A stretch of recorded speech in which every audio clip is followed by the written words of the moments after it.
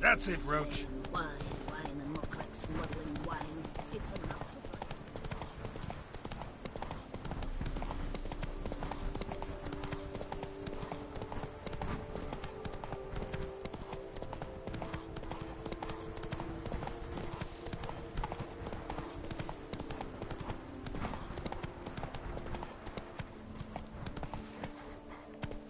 Witch, I've a matter of prime urgency and import.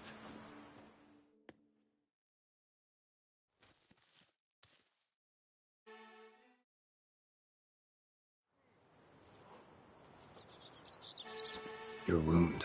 Feeling better? It's healing splendidly, though I am to avoid trouble for some time. To be frank, that is precisely why I wish to speak with you. Want me to stand in for you? Take on some trouble on your behalf? That could very well be the case. You see, there is a maiden, nay, a lady. I suspect someone's cast an ill spell upon her. A curse, perhaps. Let me guess. She suddenly grew cold, haughty and distant, though the night before she was flirtatious and alluring. Tut tut, Witcher. You jest, yet the matter is grave.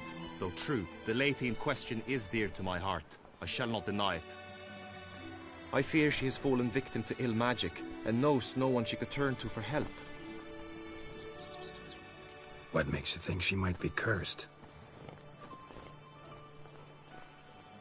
You must keep all I say to yourself, I beg you. I would never dare to be so indiscreet normally, yet I'm troubled about her, for her. Vivienne shuns the company of others. Though the fairest maid at court, she keeps men at a distance. I thus determined I would resort to trickery. Trickery? Of a night? In war, yes.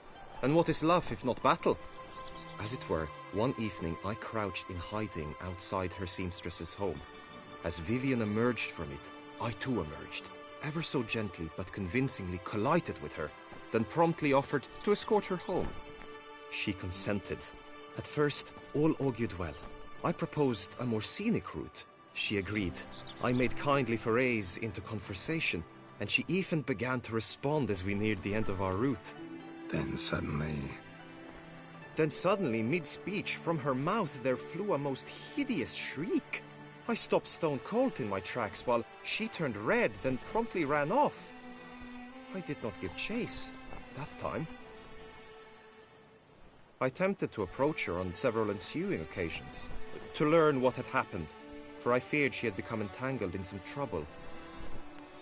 I noted that often, come night, she ventures into the woods, where I've seen her walk about a glade near a pool. I've striven on occasion to follow her, but lost track each time. It seemed then She'd melted into the air.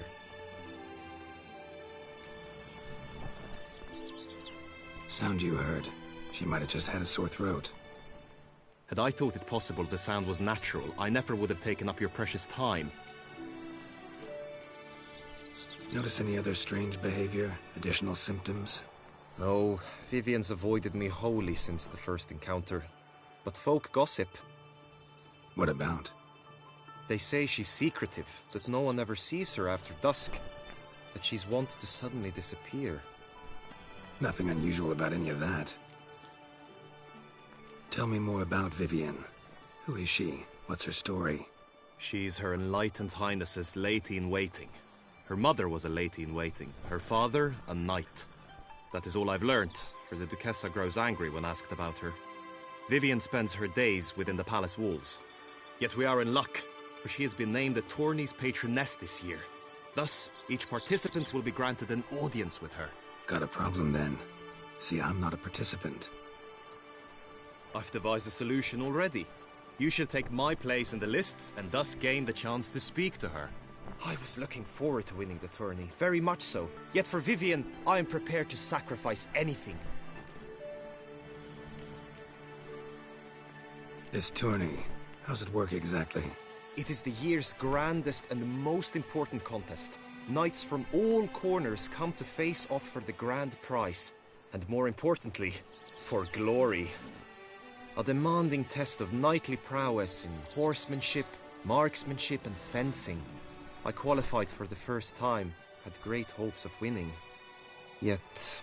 Yeah, I get it. Anything for Vivian. Hardly a regular job, this. Not often I gotta take part in a tourney to fulfill a I'm no magnet.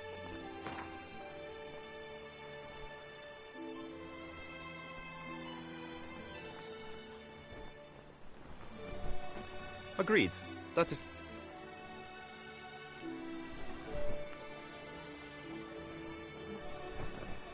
Fine. I'll look into it. Gotta admit, piqued my curiosity. I shall be forever in your debt. Now, we must ensure you are not eliminated from the tourney before you can meet Vivian. Meaning? Could you show me how you shoot, ride and fight, perchance? And you must learn the tourney rules, know how to apply them in practice. I did not mean to suggest I doubt your abilities. Everyone must train, even a witcher. Besides, the tourney contests must surely differ, require skills you don't usually apply, races above all. The choice is yours. Where shall we start?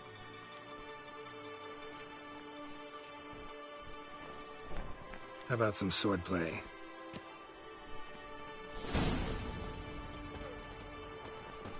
Come with me.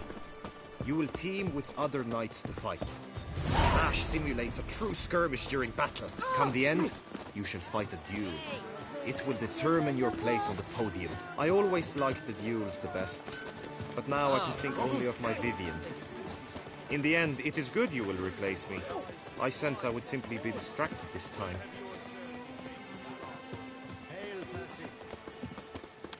Stand at the center of the training ground. A knight will approach and challenge you. I will stand and fight, but be warned, I do nothing halfway.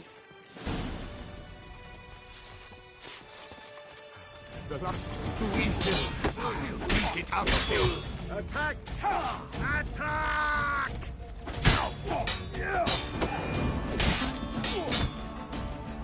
Not good.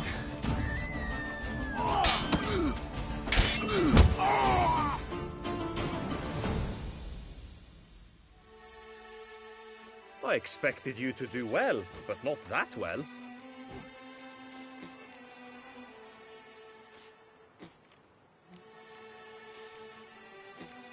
Could probably use some more practice.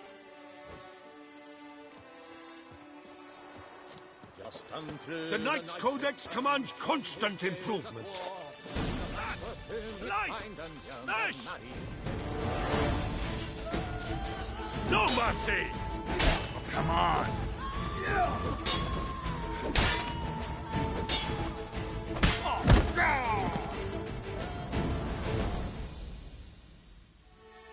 I expected you to do well.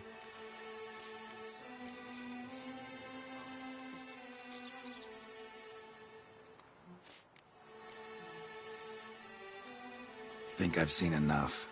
Sorry to be blunt, but the simplest Witcher contract demands more skill than this kind of combat. Where to now? If you wish to know my thoughts, were I you, I would train on the race course ahead of all else. Let's do some riding. Roach will like that.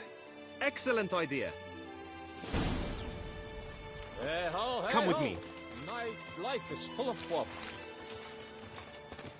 The tourney's race differs from others you might have taken part in. You shall not ride against any opponent. How's it a race at all, then? It's a race against time. The true track begins in the arena, runs round the tourney grounds, then finishes again in the arena. The training track, however, lies beyond the arena. We shall go there now.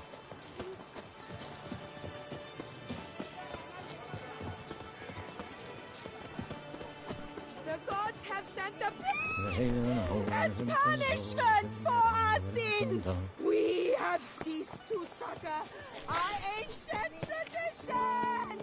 Baseness reigns where virtue once ruled.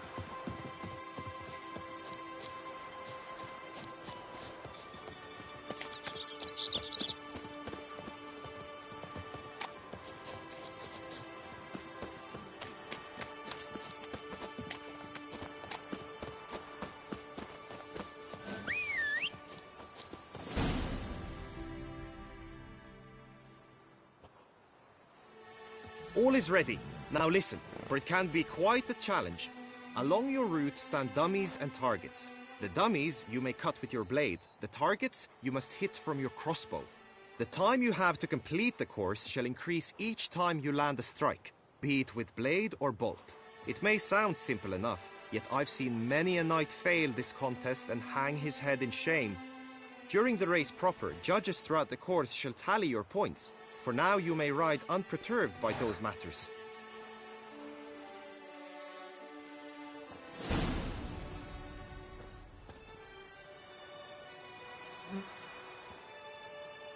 Giddy up.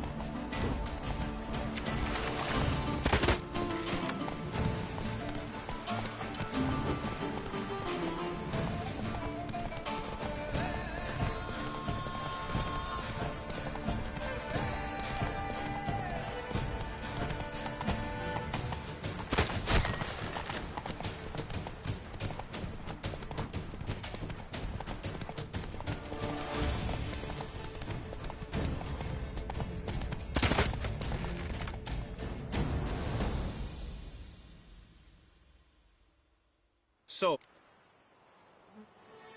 No harm.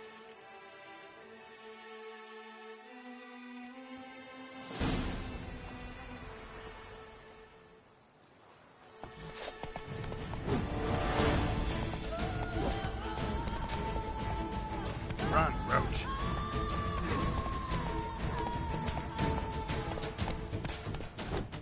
Let's go.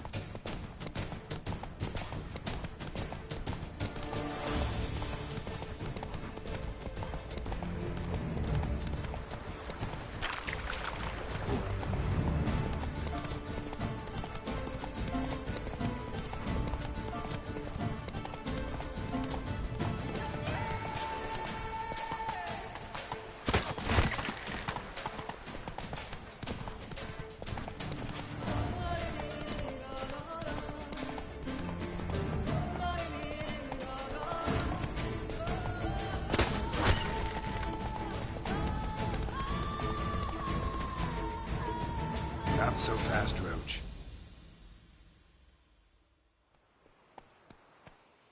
Will you give it another go? I can set out more dummies. No harm in...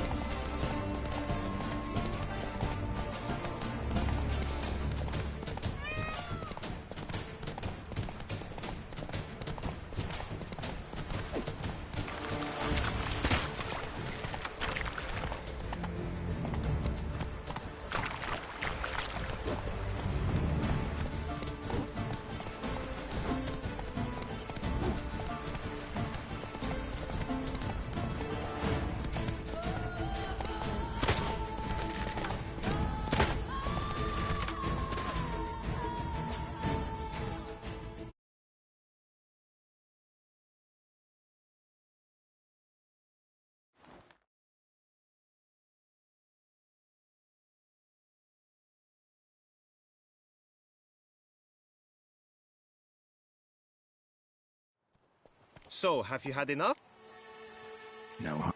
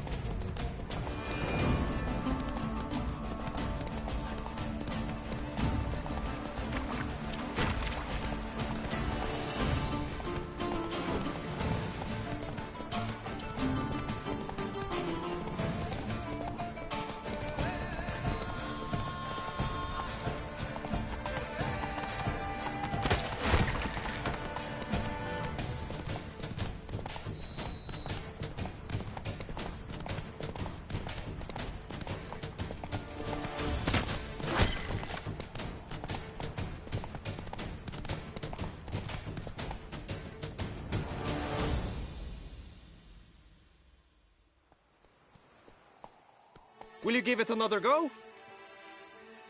Had enough. Rather not wear my horse down before the real race. Where to now?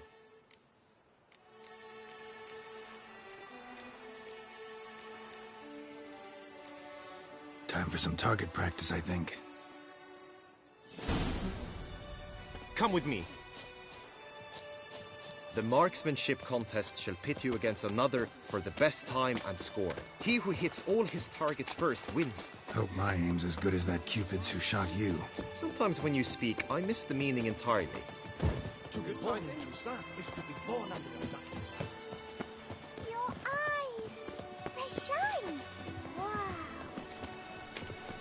The gods have sent a beast as punishment for our sins! No two ways about it.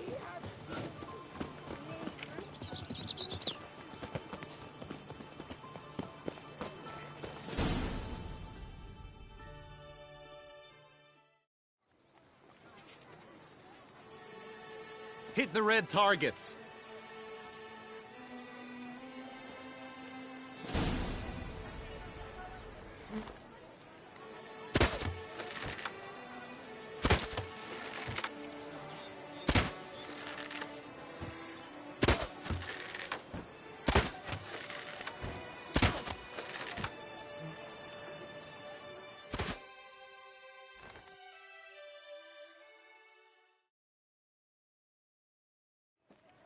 Once more?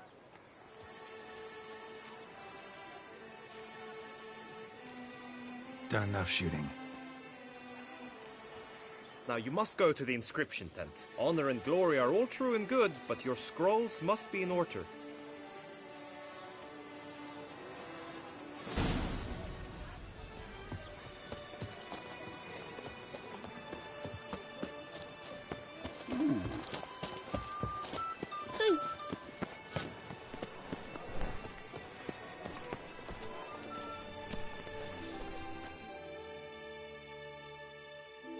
Greetings.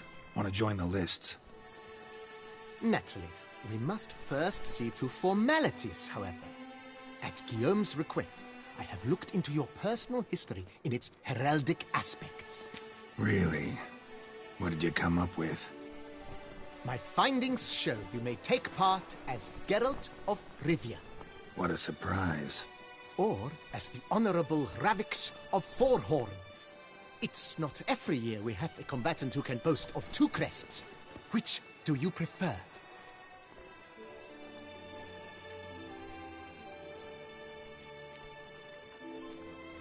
Kinda curious what you could have learned about Geralt of Rivia. In the year 1267, a certain Geralt, a member of the Witches' Guild, was knighted by Queen Meve and dubbed Geralt of Rivia. This was in honor of his distinguished service at the Battle of the Bridge, said structure spanning the Yaruga. But I wager you know of which battle I speak. Yeah, those were the days. Kahir and I led a fistful of Nordlings against an entire Nilfgaardian battalion. Won that battle just because we absolutely had to cross the river. Ravix of Forhorn? How'd you manage to dig that up? Here in Toussaint, we treat heraldry very seriously. One visit to the Ducal Archives. That is all I needed to acquire the necessary information. Ravix of Forhorn was the name under which you attended a feast honoring Princess Pavetta, daughter of Queen Calanthe of Sintra, on the occasion of her 15th birthday. That's actually right.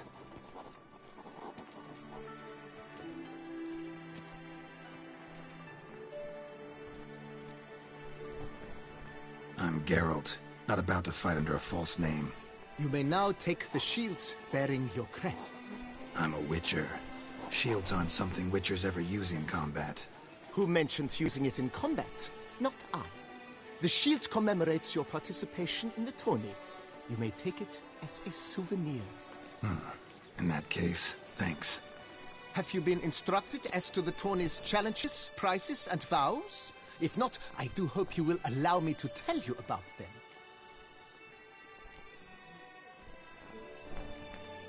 You say something about vows?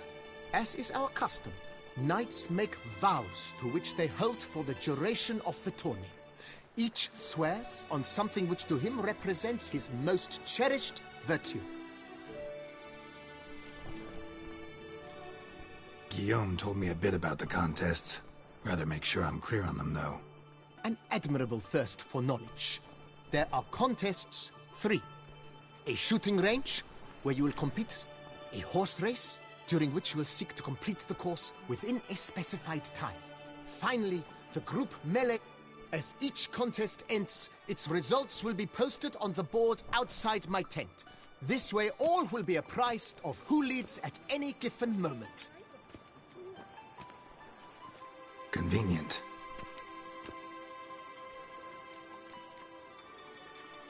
Gonna come right out with it. I'm a sucker for prizes. The winner of each contest shall receive a trophy. Whoever has the best result once all contests have played out shall face last year's champion in a final duel for glory and the title. Should you defeat the reigning champion, the grand prize will be yours. This year, a sword forged especially for this occasion by the one and only Cornelius of Isengard, a famed master weaponsmith. Her illustrious highness had it brought all the way from Nazaire. Feels like I know everything I'd ever want to know about chivalric tourneys. Splendid. In that case, you must make your vow. Upon what would you like to swear it?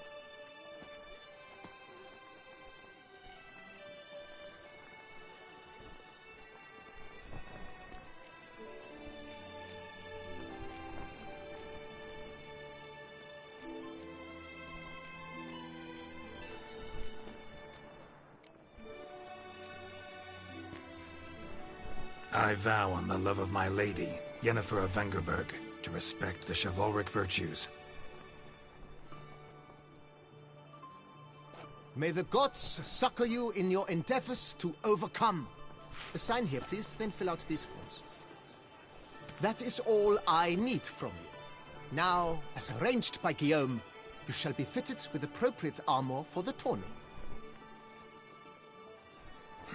Shiny. You have also been assigned a tent for the tourney's duration. It stands near the arena. Good luck.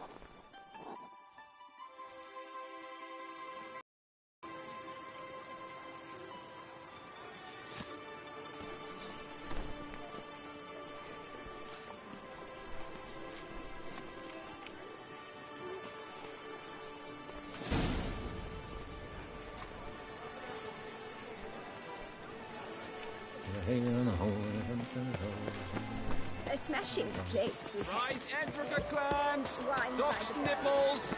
Get them while they're hot! That's Iron pigs here! Stones! On sale! Here is the pair of right and fair.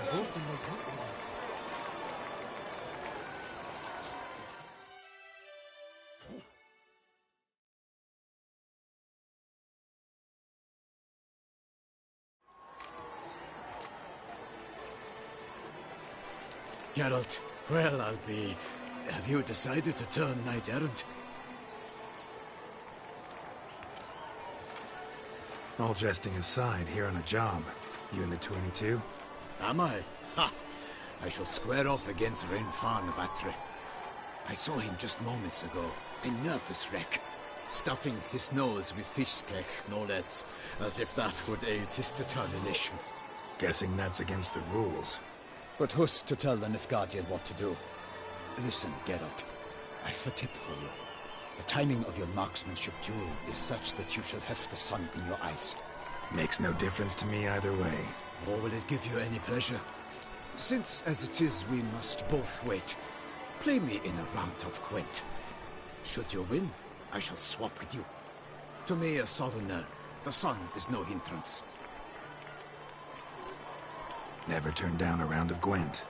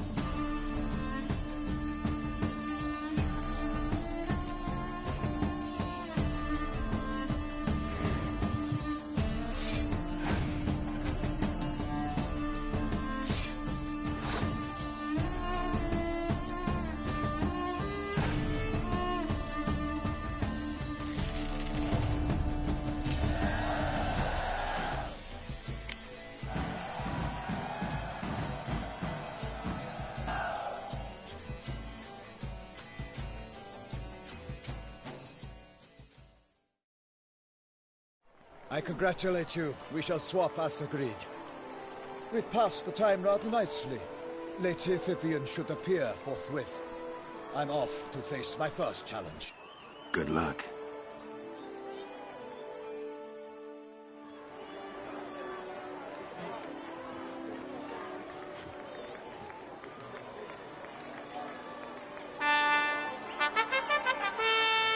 Fair knights, I salute you. The honor and duty of tourney here. Fight on that I may bestow upon one of your number the tourney's grand prize. You have sworn your vows. You have readied body and soul. The time has come to test them.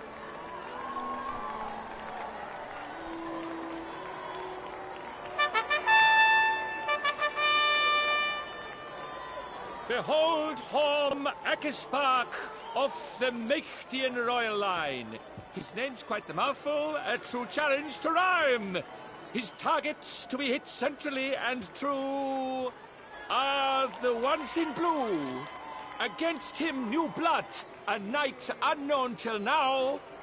Sir Geralt of Rivia, give us a bow. The targets he must with his quarrels thread are red. May the better man win.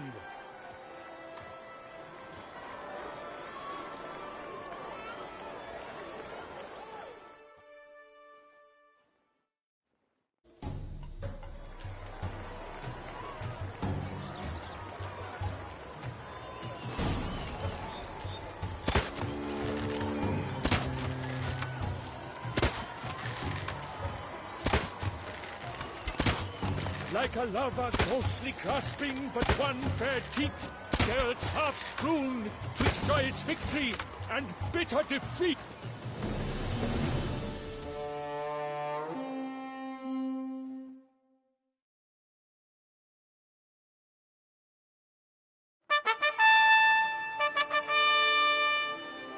Sir Geralt of Rivia has trounced his foe, pounded him soundly, immersed him in woe.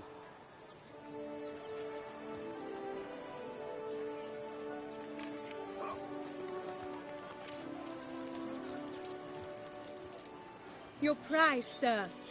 A crossbow adorned with your crest. I congratulate you. Thank you, my lady.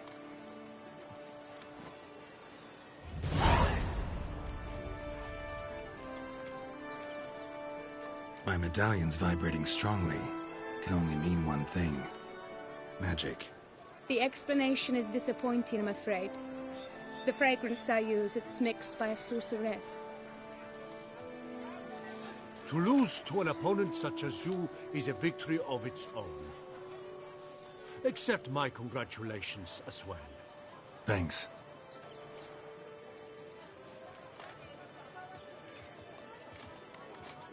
Good work! In the interim, I managed to determine which tent Lady Vivian occupies.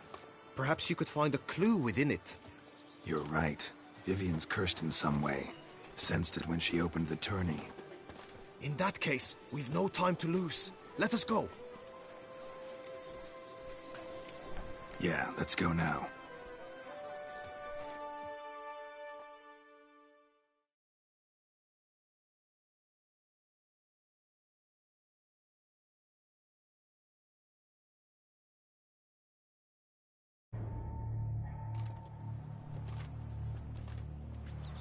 This is her tent. You must look inside. Search it. I shall hoot like an owl should someone approach.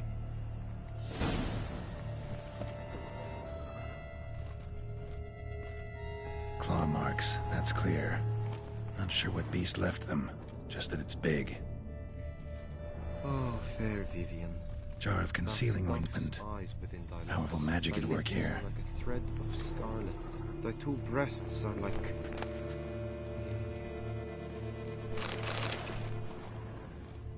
Clothing's all dark green and yellow. Seems Yen's not the only one with a fixed color scheme. Hairs and salts. Used to make compresses. Oriole feather. Vivian keep a bird as a pet? No sign of it here, if so. Someone approaches. Quickly! You were supposed to hoot. We shall speak later. We must return to the tourney now. It's time for the second contest.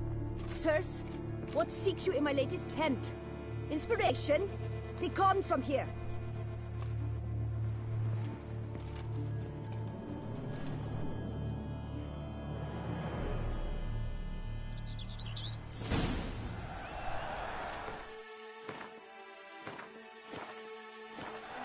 Why were you in there? Tourney business. Nothing of import. The flower of chivalry. Strapping lads. White. Right, Trotex! Dragon's eyes on a stick! Come and get it! Fresh and wholesome!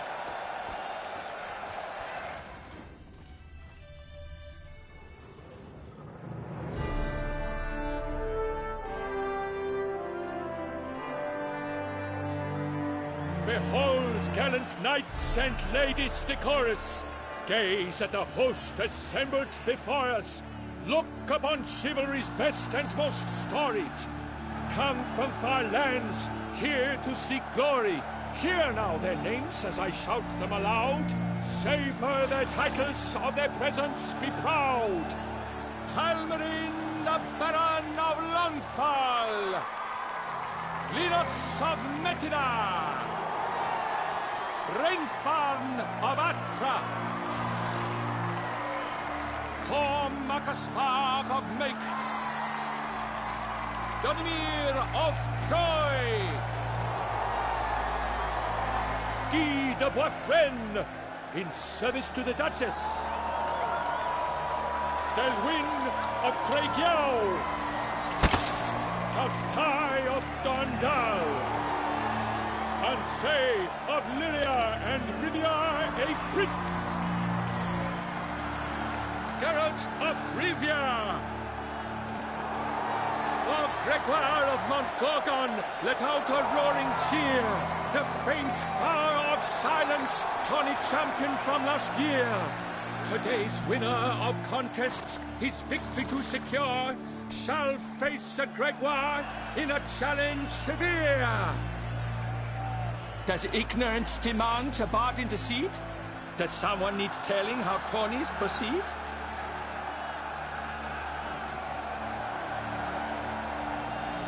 How dare you enter a tourney for nobly born knights? Your knighthood came through the grace of my mother, Meve, Queen of Lyria and Rivia, whom you treacherously deserted mere days later. Your presence here is an offense to my honor. And yours is an offense to my eyes. If you're done, step aside, Prince. The tourney's protector, the mate Vivian. Her beauty entrances both beasts and men. My heart's greetings, dear knights. May my grace guide you and show you the path of honor, valor, and glory. Accept my wishes of good fortune, sir, and devote all your strength to the tourney, and only it. The time has come for you, Sir Knight. Mount your steed. Swift be your flight. Ladies and gentlemen of lineage illustrious, soon steeds shall swarm like ants most industrious. To beat time's passage they'll ride like the gale. What a sight to behold, what a lark, what a tale!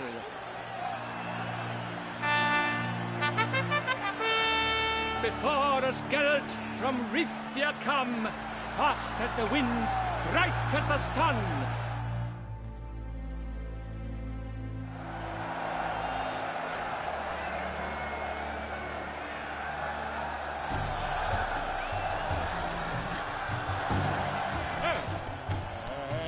He's up! We the thunderous roar, hoofs pounds the ground. No legion of drummers could make such a sound.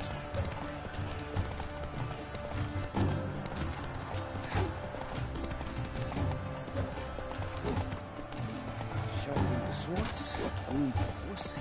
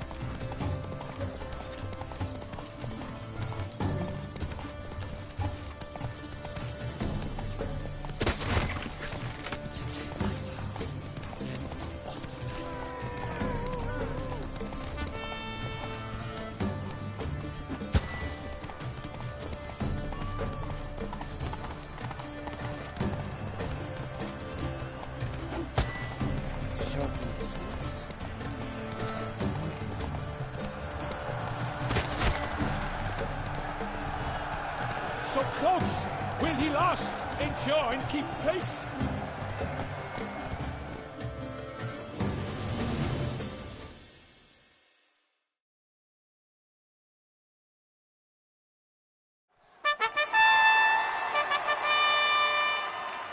A race of such style, such grace, such speed. To watch was a pleasure, a treat indeed. To honor our entrance, praise each fair knight, we shall feast from eve till dawn's first light. The finest of wine and food shall be served. If you've blood in your veins, come collect what's deserved. I congratulate you. Here, your prize. A saddle adorned with your crest. Many thanks. By the way, my maid saw a man with white hair sneak out of my tent. Would you know who it might have been? No idea. How juvenile.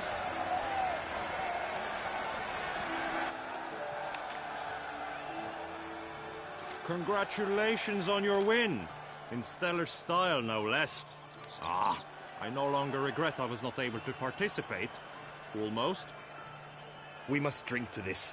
Come with me to the feast. We shall await Vivian together. Lead the way.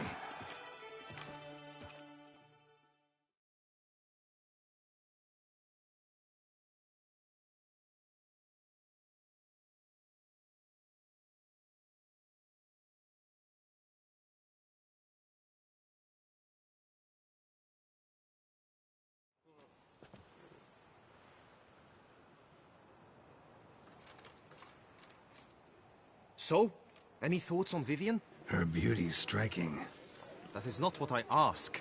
Still too early to say anything I'd be willing to stand behind. Managed to figure one thing out. She uses powerful magic, masking illusions. Do you mean to say she might in truth look different than she seems? Only guessing right now. Found some clues. Got me wondering if your beloved Vivian's not a Bruxa. A Bruxa? You mean a vampiress? Not sure yet. We've still some time before Vivian arrives. Let us drink.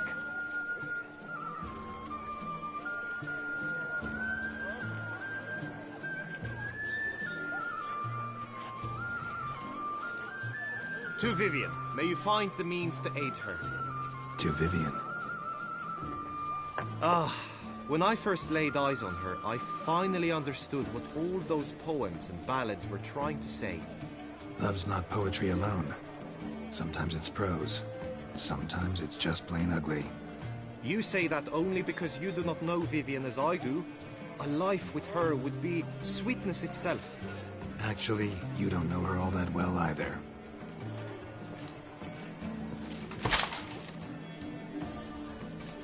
Your presence at this tourney is an affront to my honor. I demand satisfaction. Head to the nearest brothel, then. Coward. Mounted combat in the main arena. I challenge you. Since you insist, I'm all yours. You shall bitterly regret deserting my mother's army once I'm done with you.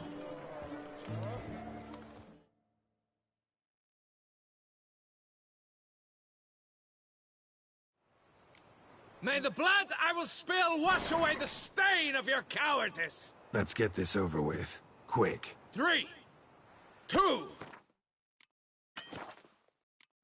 1! Move it!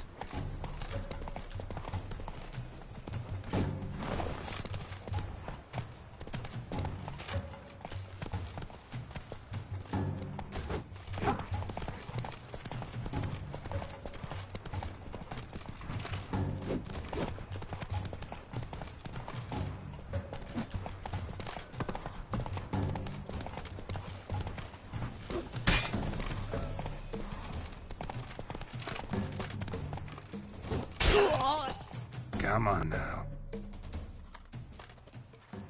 For reasons unknown except to them, the gods have chosen to punish me with defeat.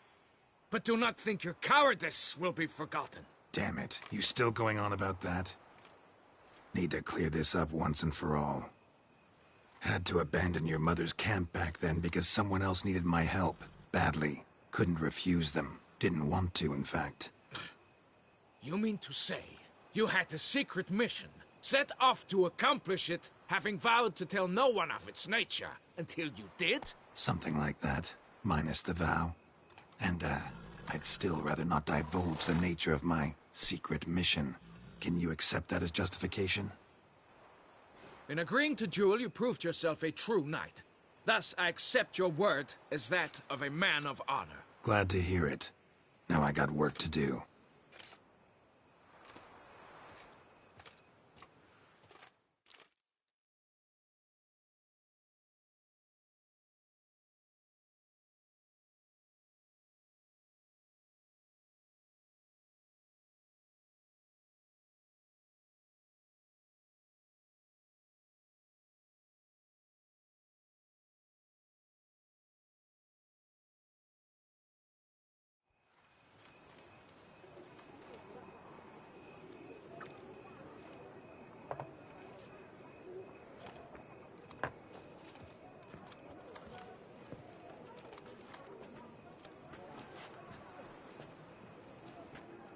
My heart swells to behold this beautiful celebration of valor and honor, and to witness you, who embody the chivalric virtues in your lives, strive for greatness. Yet, after a time of combat must come a time of peace and respite. Thus, I invite all who fought in the tourney to this feast held in your, and none other's, honor. And should any among you crave solitude, private tents await you nearby. The group melee shall take place on the morrow. Glory shall be within grasp for each and every one of you. The best among you shall have the honor to face our reigning champion, the famed Gregoire de Gourgon, victor of last year's tourney. Celebrate, make merry, revel as you will, yet be mindful of the trial that awaits you tomorrow.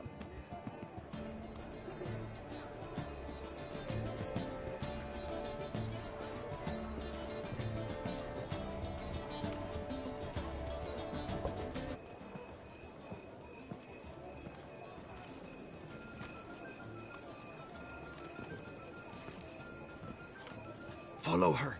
We shall meet in your tent before your last contest. You must help her.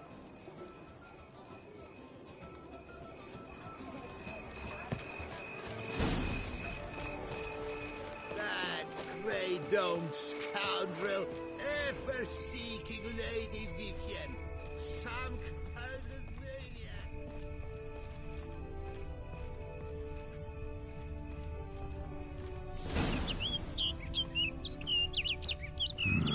Strange. Was sure I'd find her here. Vanished. Melted into thin air. And that bird. She a Bruxa?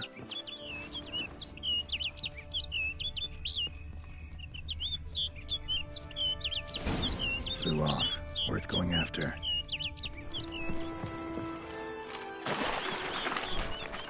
Looks like the bird's leading me somewhere.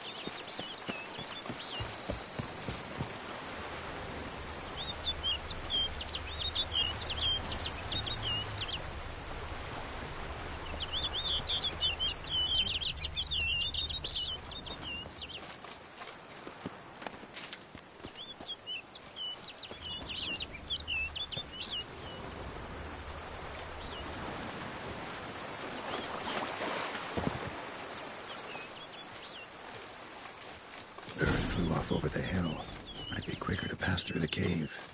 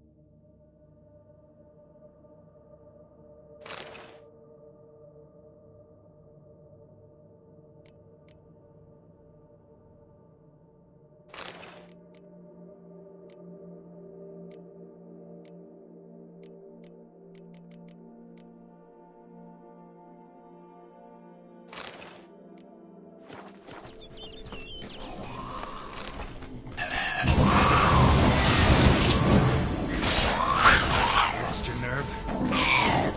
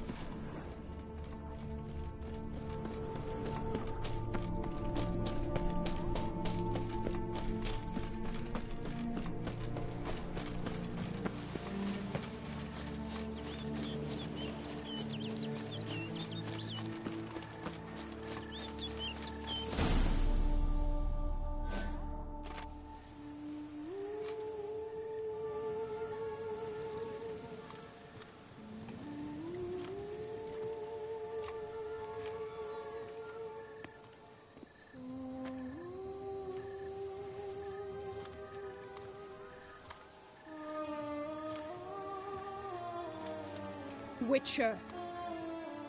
Lady Vivienne? Counted on me getting lost. I did. I thought you no different from the knights. Good at tourneys, hopeless in the face of true danger. I was mistaken. So you're not actually a Bruxa? A what? Suspicion I had, that you might be a vampire. Certain details seemed to confirm it. Then I changed my mind. Anyway, unimportant. Hear you come to this clearing often. This is where it all began. And as I was not able to evade you, save myself from you, then I want it done here. In this very spot. With no witnesses. Want what done? Why, you are a witcher. You were hired to kill me, were you not? Then do so, now. And do it quickly, I beg you. I shan't resist. Witchers only hunt monsters. And even then, not all. You're no monster. Then what am I to your eyes?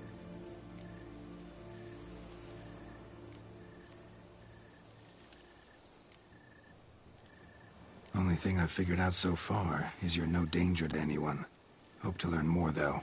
If you've no contract on my life, why take an interest at all? Did Guillaume put you up to it? Is that why? He wanted to help you. Asked me to do him a favor. Frankly, if I can do something for you, I'll do it, willingly. Why should I trust you? 'Cause the Duchess trusts me? 'Cause I'm a freak, too? 'Cause cases like yours are my bread and butter? Take your pick. You shall not turn on me. Use what I say against me. You shall not tell anyone? You got nothing to fear. Came here to help you, and I won't peep a word to anyone unless I decide it's absolutely necessary. So be it. I shall tell you what my mama once told me. When she was with child, expecting me, she and my father spent much time together near the wood, here in this clearing. Mama loved to listen to the orioles sing. She would stroke her belly and say, "My daughter should be as beautiful as that bird. Such is my wish." But a creature dwelt in the wood who envied my parents their happiness. One day it appeared before them to say the whole wood belonged to it, and they had dared to delight in something that was not theirs. It demanded payment, and when my parents said that they had nothing, it claimed their unborn daughter as its own.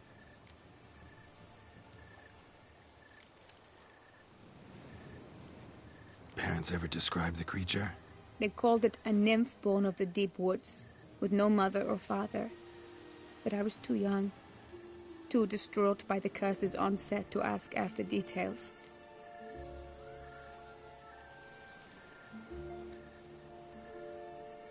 What happened after that? Nothing at first.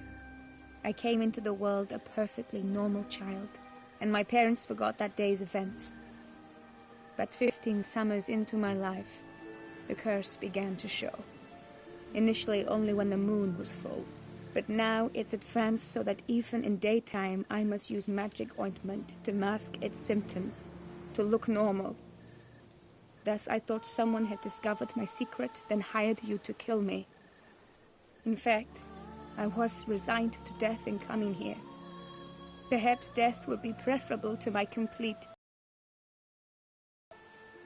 For I fear that is what lies in store. Ointment you use includes a potent magic ingredient.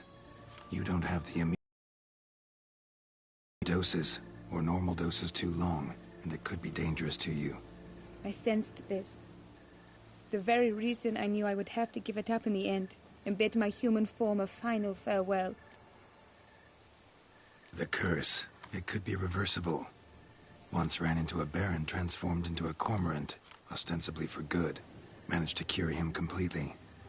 And you truly think you could do something like this for me? Can't guarantee a thing. Tough case, yours.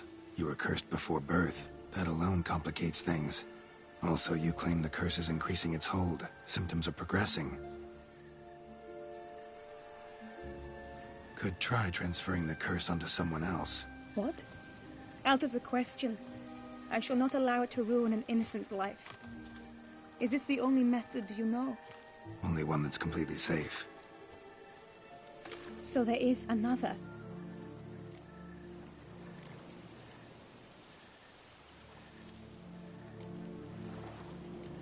All right, there is another. Ancient ritual. We'd need an Oriole egg. Should release the curse's grip permanently. Gotta warn you, though. Could have serious consequences. Consequences? What kind? Curse was cast before you came into this world. Ritual involved transferring it to an as-yet unhatched chick. You'd be free. Thing is, you could be left with the average lifespan of an Oriole. 7 years. I understand. Alas, every rose has its thorn, and there are no happy endings. Yet truth be told, I never thought I would get one. I came here prepared to die, yet you wish to give me 7 years of life. Real life, free life. This is no dilemma. I agree, wholeheartedly. See why. I understand.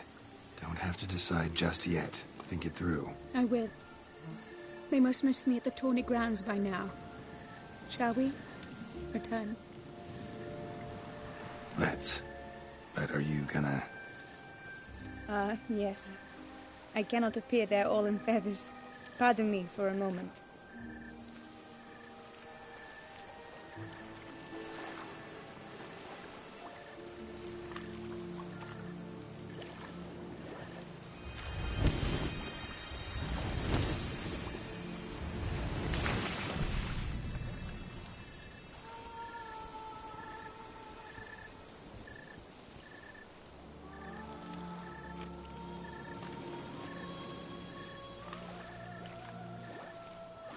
You can change at will?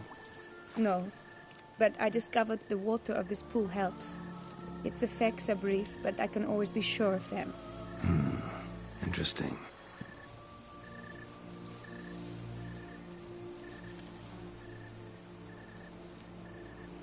Come.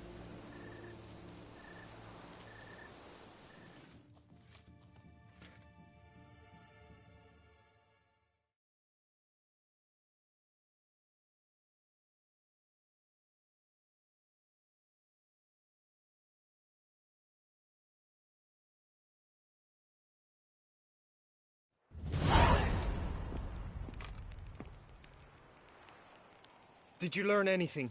Yeah. Then speak, man. Can you not see I'm out of my mind with worry? What ails her? She asked me not to talk about it. But I want only the best for her. Perhaps I shall be able to help, or, I don't know, console her at the least. Vivian gave me the details of her situation, but she did so in confidence. Promised I wouldn't tell anyone. But I'm not just anyone. Why, I would do anything for her. I was the one to ask you to help her. You cannot shut me out now. I'm sorry. Look, in time Vivian will come to understand what she owes you. I'm sure of it. But until then, you gotta understand the whole world doesn't revolve around you. How dare you lecture me? This is not the aid I sought. And to think I gave up my spot in the tourney to you. I regret it now. Do you even intend to compete to the end? Or now that you've bound Vivian to your terms, you no longer see the need?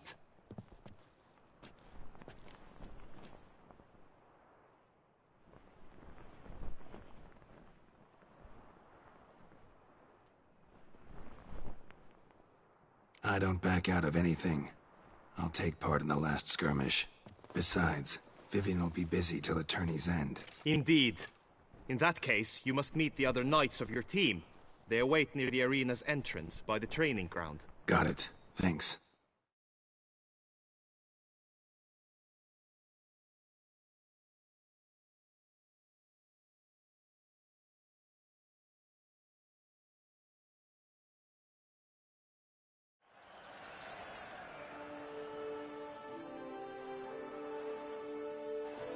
I know now the two teams' rosters. I shall be captain of ours. That means you shall do as I say for the duration of the fight. Is this clear? Palmer and Alonso will lead the opposing team. With this skirmish, we commemorate the Battle of Fox Hollow of 1218, when a hands of southern outlaws led by Halar the Brown attacked Tucson. Since that day, knights errant have guarded the duchy's borders. None. I doubt you will do us any good. You know nothing of knightly combat as a wit. It is time, gentlemen. Take your...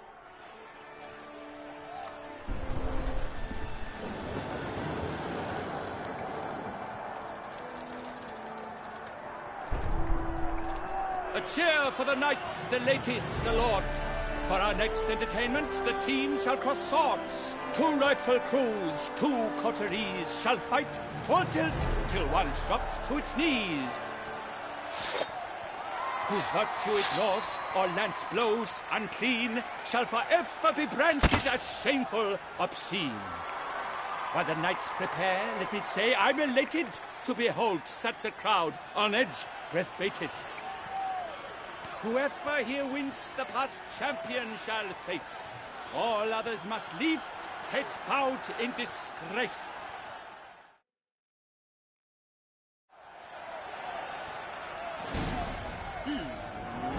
Let us begin! Crowd, race a ruckus! Blood, sweat, and tears shall soon follow in buckets.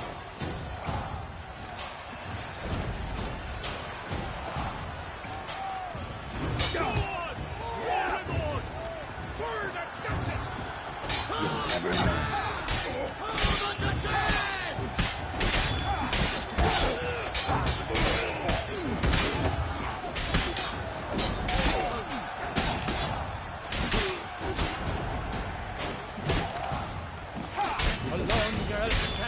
Alone he fights on, but inside does he weep for those who have gone.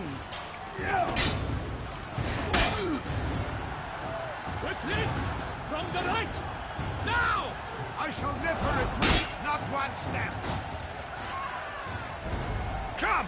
Time to end this.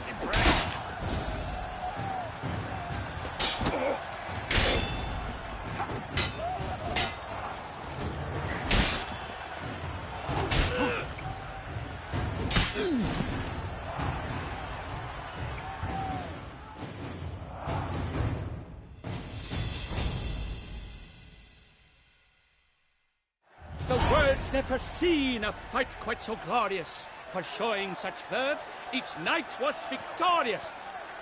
Yet in tourneys as in life, but one champion may reign. Today he is the one. Praised be his name. He felt a whole host, slew the most. To Geralt of Rivia, who the strength of lions boasts. He sailed through all trials, each test he passed with ease. But now awaits the last. Will it bring him to his knees? For Gregoire de Gorgon, who on this ground's last won, shall spar him for the title, and the day is done. To the tired remainder, we salute your endeavors. Return to your wives, your loves, your whomevers.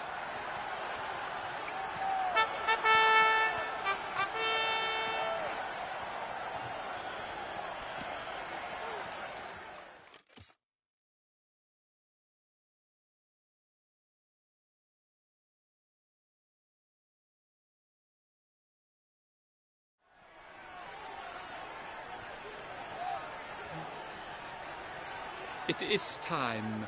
Step into the arena. Should you suffer grievous harm during combat, have you any last wishes, any missives you wish passed to your loved ones? Thanks, I'm fine. The Witcher of Rivia, Geralt his name. Though aged be his visage, do not disdain. His locks true are white, but he was born to fight.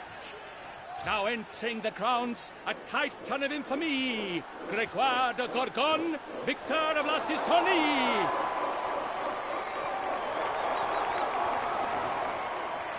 I wish both combatants good fortune and fame.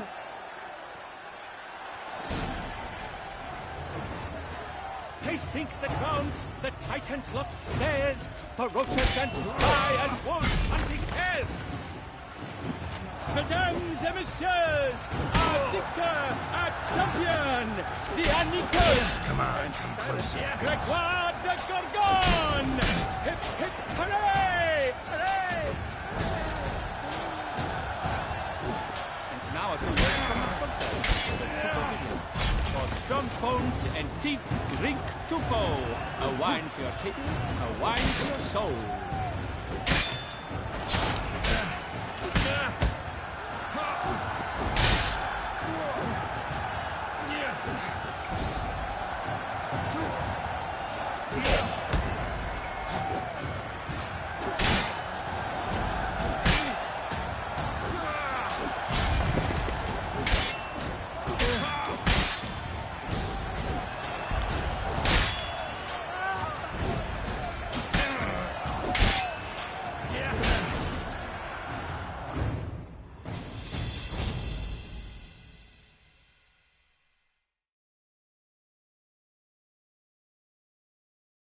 Geralt of Rivia, this year's champion, a sight to behold.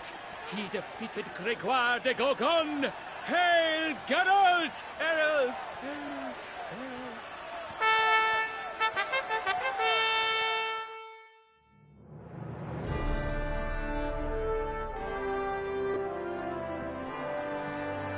As patron of this grand tourney, I've the honor to decorate our grand champion. His vow he made upon his love for his heart's captor, and it was doubtless this vow that carried him to this splendid victory. He showed great courage, great strength, great composure. He fought nobly with honor, and thus rightfully deserves the title of this year's Champion of the Arena. I need to talk to you. Not now. We shall meet later in my tent. I've duties to attend to, as do you. Folk regard you. The least you should do is wave.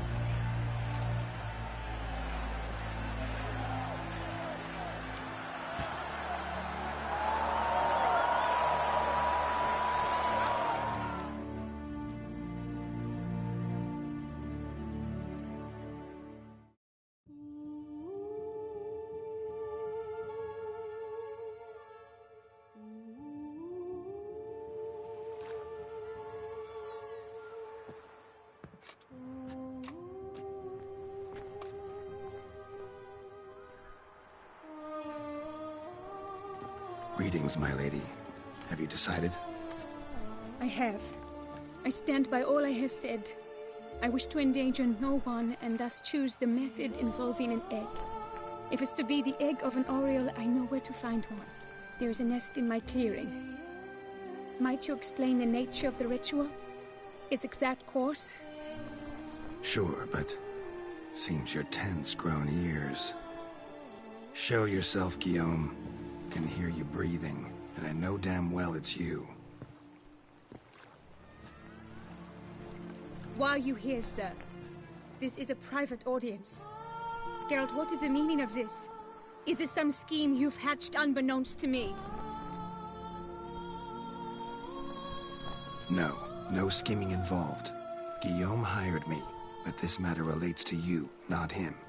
Didn't invite him here in any case. Actually surprised he showed up. My lady, I live to serve you. Whatsoever you require, you need but beckon. I am yours to command. Are you quite finished? Is that all you wish to say? I suppose so. So you shall do what I command, sir. Very well, then.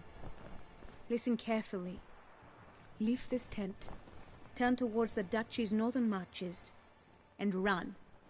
Run until the Tourney grounds are no longer within sight. Return only once you've cooled off. Then leave me be forevermore. Understood? My lady, but your troubles. I only wish the Witchers see. Out now!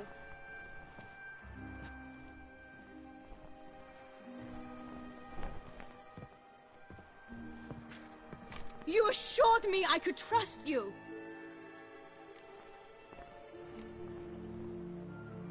I kept your secret. Didn't tell him anything he didn't already know. I understand he hired you, so you had to report to him. But this is not his affair, Geralt.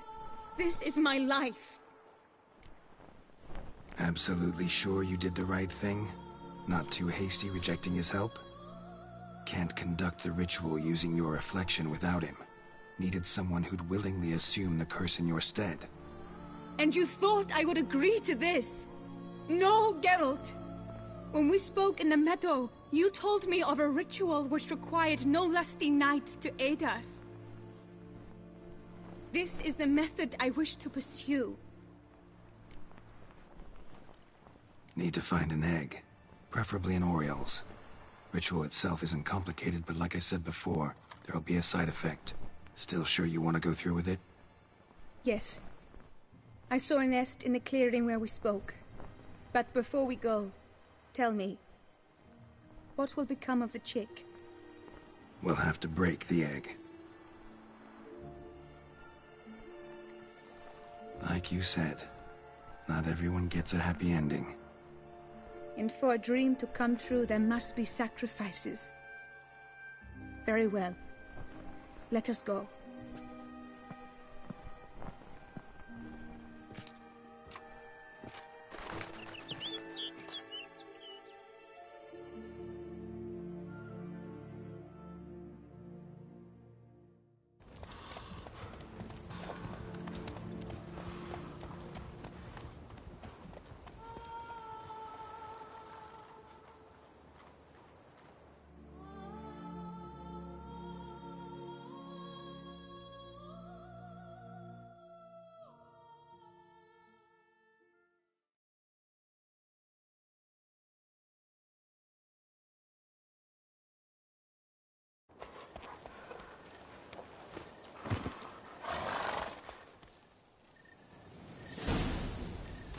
This is the place.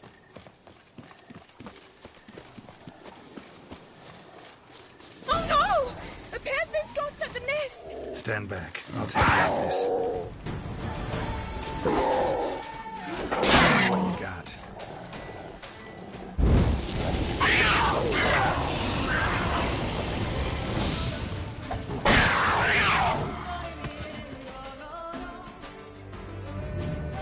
Eggs fell in a moss patch. They're fine except for one. It's cracked. Will it do? Think so.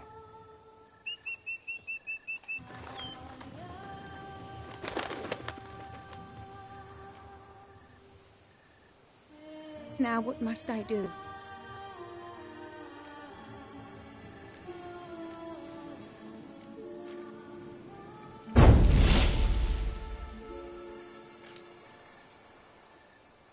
You need to concentrate now. Repeat after me. Muna Gandrau, Muna Finerat. Muna Gandrau, Muna Finerat. Muna Gandrau, Muna Finerat.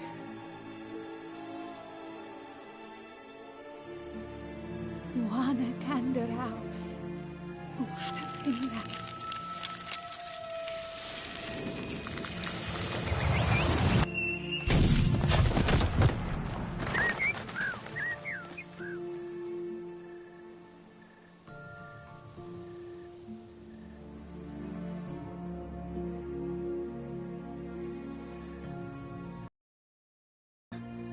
Geralt, look! Look! Oh, gods! I shall be able to attend balls. I shall travel to Oxenfurt, to Novigrad even. Thank you, Witcher. Ought to thank Guillaume. He's the one hired me to help you. Yes, I'm grateful to him as well, immensely. Will you tell him so for me? Should tell him yourself, don't you think? Perhaps I should, but I would prefer not to. Convey my gratitude to him in my stead. Please, be so kind. Sure, I'll tell him. Farewell, Vivienne.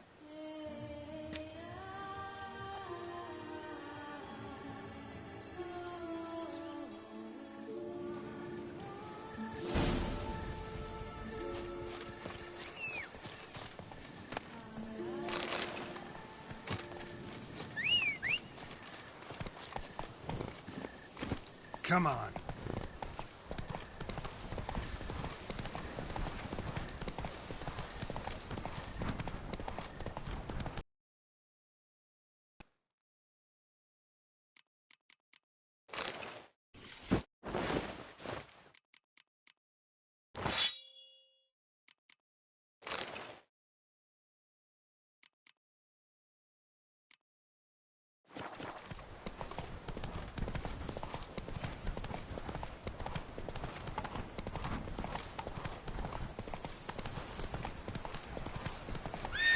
Move it!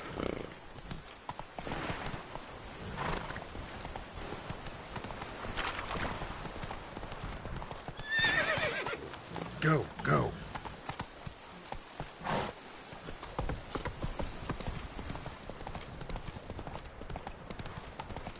Let's go.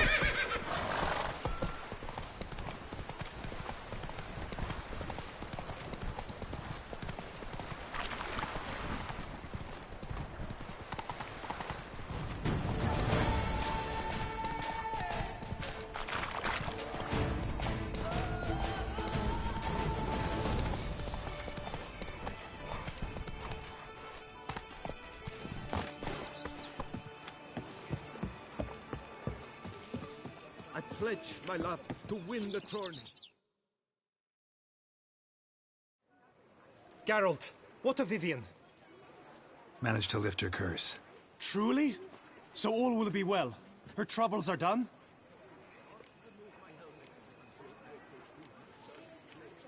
Asked me to give you a message. Said she's grateful. Thanks to you, she can live a normal life. Good, good. But how does she fare? Vivian chose what suited her best. She's completely free now. And happy, I think. Without me. You helped her. But that doesn't mean she owes you her love. Got this bard friend, philosopher too, I guess, amateur. He'd say, if you love somebody, set them free.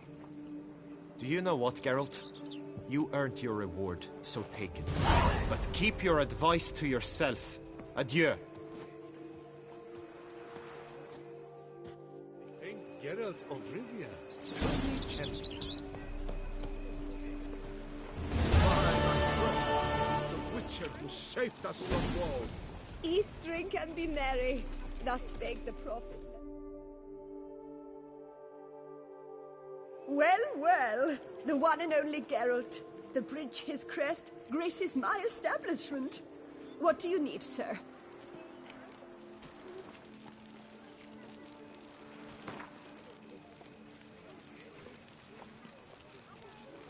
A round of Gwent, maybe? Duchess, sir. Our sweet shining sun.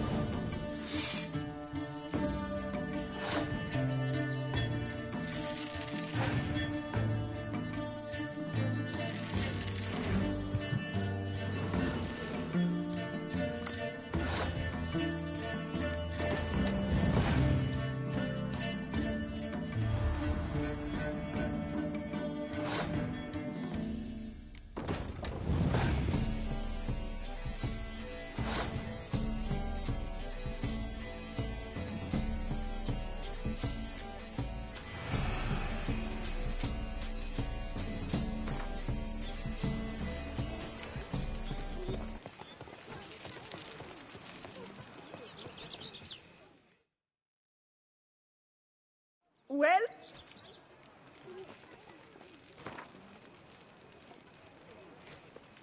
A round of Gwent, maybe?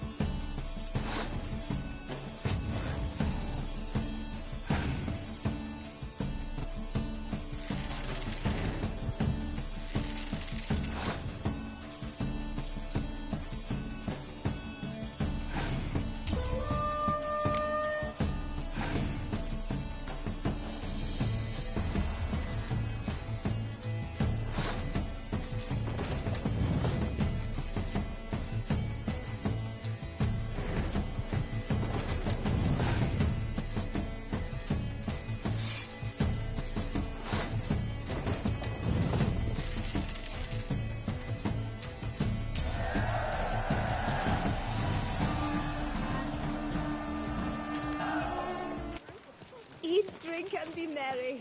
Thus spake the prophet Lebioda. Here in Toussaint, with no penchant for living to work, nor working to live, nor working at all.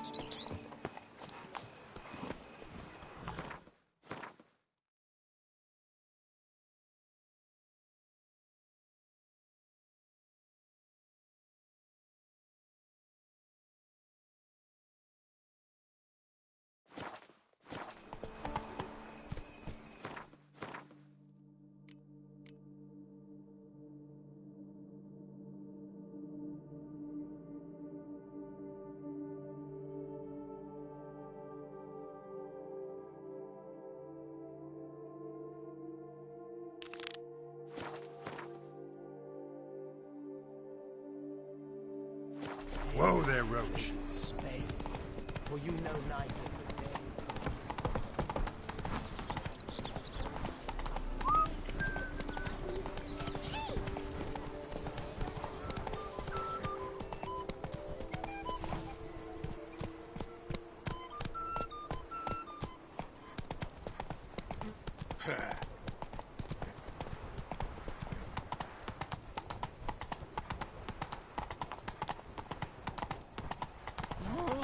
Pickerital.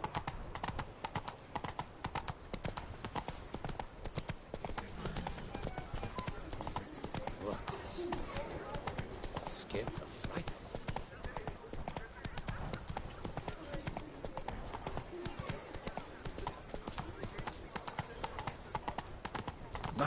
Do I ever feel like doing absolutely nothing? Disperse! The exhibition of the Mates are Reginald ruled Daubry with Monument ease, will and remain every closed last one until is further free no- of disease. Please disperse! The exhibition is closed!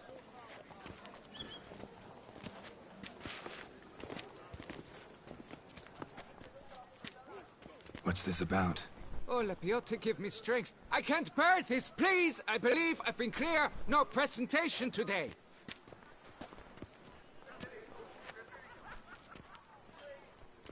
Oh, wait! Are you not that famous witch, Geralt of Rivia? I believe I have work for you. Saw your notice. Mentioned a monument.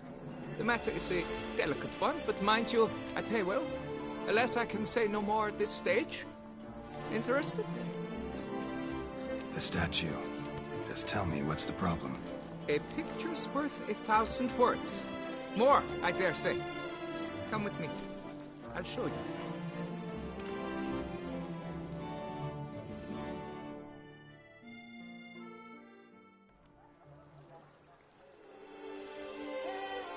Here it is! Our pride and joy, Reginald Daubry. A giant among lovers. A poking, puncturing swordsman, and atop all that, an unrifled Did I put this?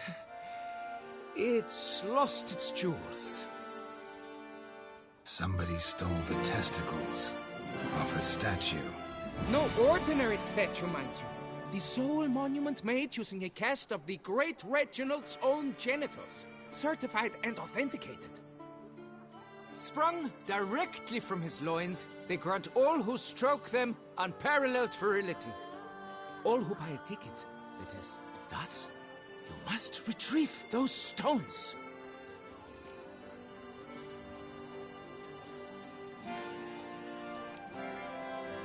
Got any suspects?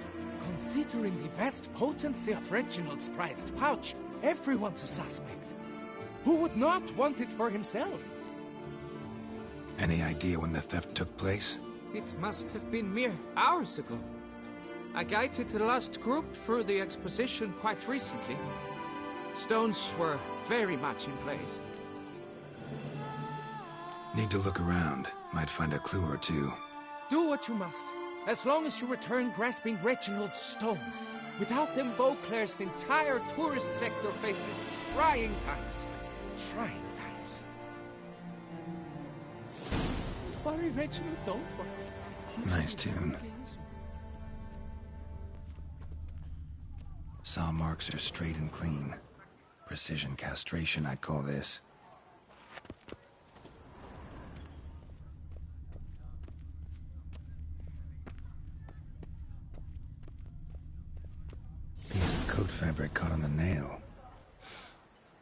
Evian cologne.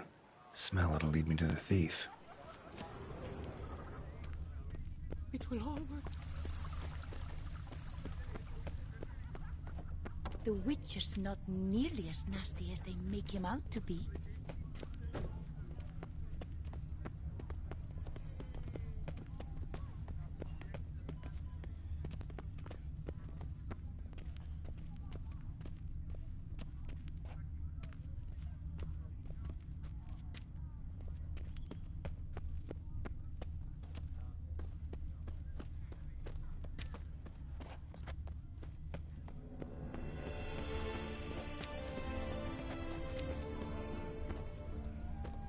Slow and steady way.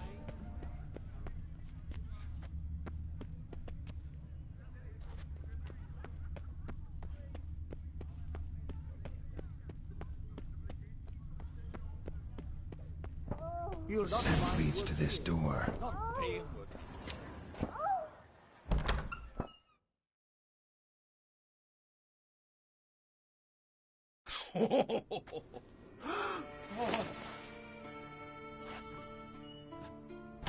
Oop.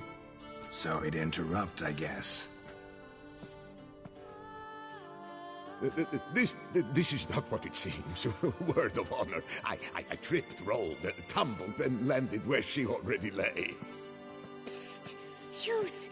That's not him! I swear, this is all an unfortunate coincidence, a series thereof. That's not my husband. You mean, not your husband? Who are you, and why are you in my home?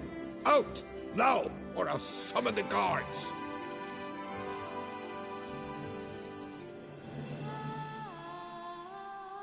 Calm down. Just here to talk. I believe we have nothing to talk about. Oh, we do. We do. Just to kick things off, you're in great form for a man your age. I eat well, start the day with a glass of wine. That preserves a body wonderfully. Interesting. Might try it. Say, ever heard of Reginald Dobry, his statue? Everyone in the city's heard of it. Reginald's a paragon, a national hero. That's so. You seem well informed, Hughes. Maybe you know who stole Reginald's testicles. I can explain everything. This... Rosalinda! I know you're in there! You and that fancy pants of yours! Oh no, not him too. This really is not my day. Got you, you rogue! Prepare for a shellacking, scallop! What the laugh's this? Rosalinda! One, I could forgive you, but two at one time! Wait, got nothing to do with this. Take me for a fool? I'll teach you to fish in another man's pond!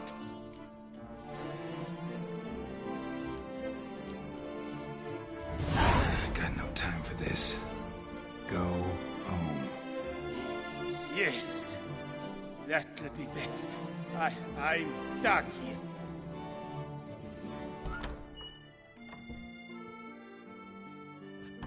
I don't know you, but that would have gone horribly for me had you not intervened. I thank you for saving my skin. Mm-hmm.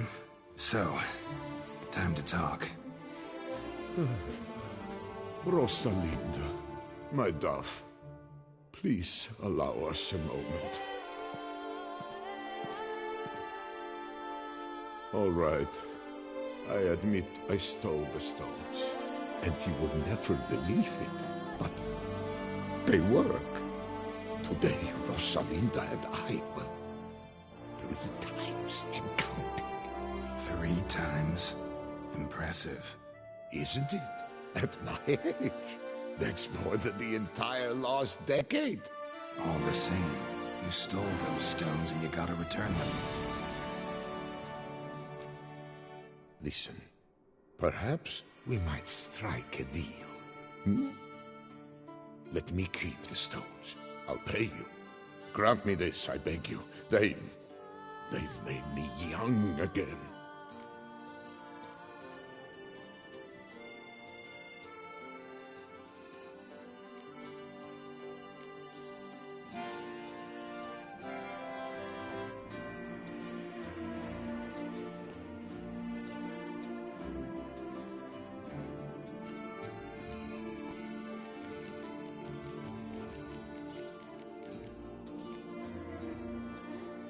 No chance. Need to take the stones, pure and simple. But if you were to leave them with me for a day or two, 3 at the most. Shit out of luck. Sorry. At the day's end, it's good I had a chance to use them at all. Here, take them. Thanks. And good luck. Actually think you'll do just fine without them.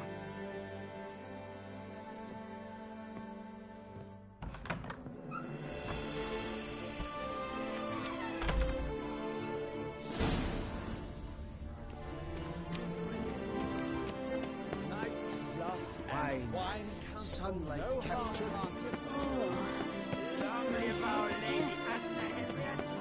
Ah! Am I invisible?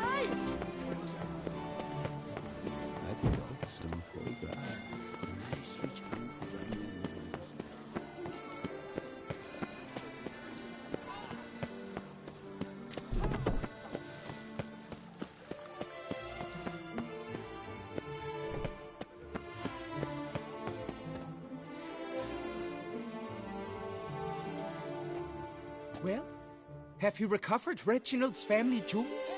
Yep, got them back. Lepiotus luscious lips, it's them! It's really them! I hope this modest reward nonetheless conveys the extent of my gratitude. And look in on us tomorrow for the grand reopening. You shall stroke Reginald at no charge on the house.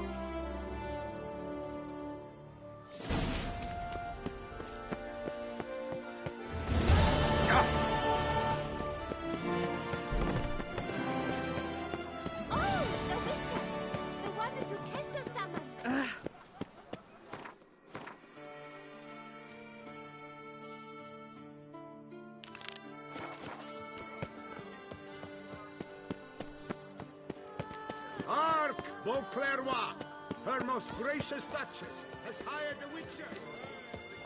Word doth one know, sloth doth one gratify.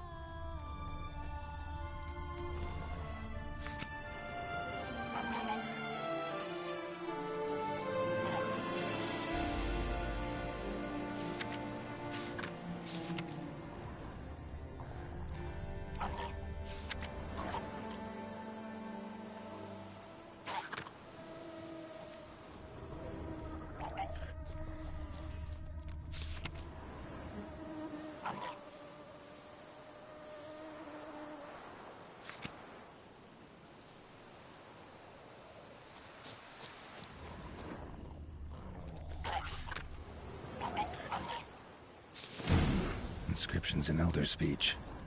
Salvation lies not in damn. Professor's journal's long gone. Glory be to somebody else found out about it too. Should look around, see if I can find something else.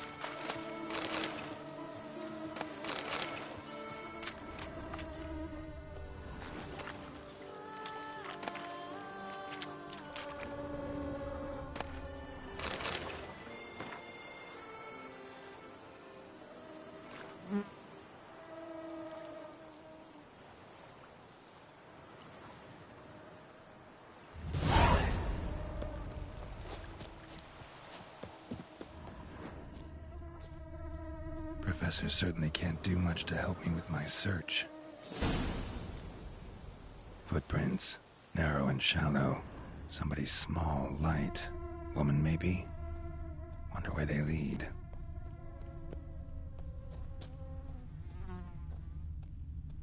Damn it. Trail breaks off. Wonder if the grave robber learned more than I did. Won't learn anything else here. Map Yen sent me will have to do. Also, Epitaph mentioned both Ellerin and Dolnevde, Valley of the Nine.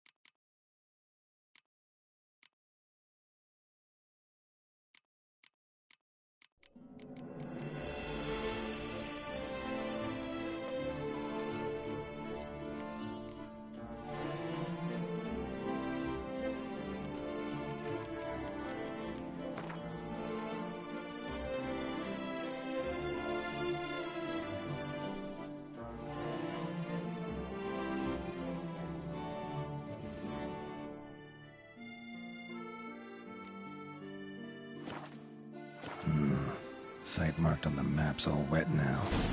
San Retour flows through there. Must be where the Valley of the Nine once lay. Need to explore the location.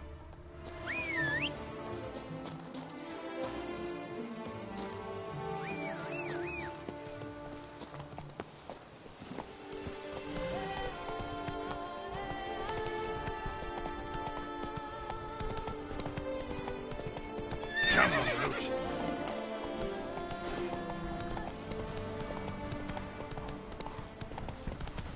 That's it, Roach.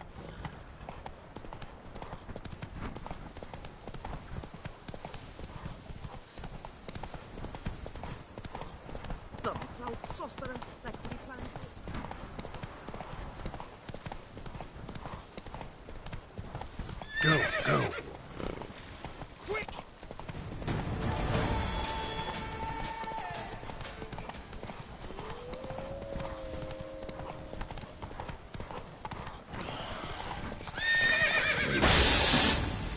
Pick some other place to meet.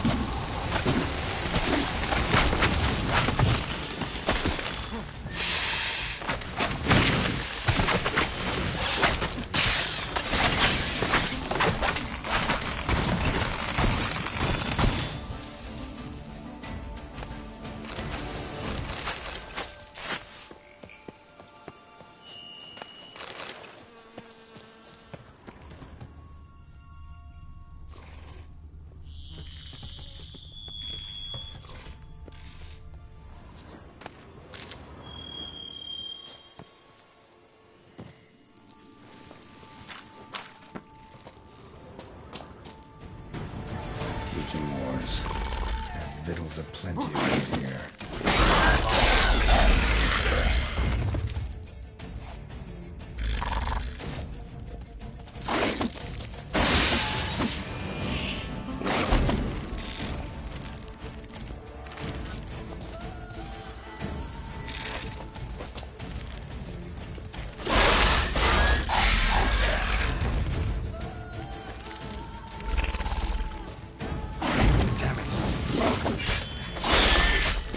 Shit.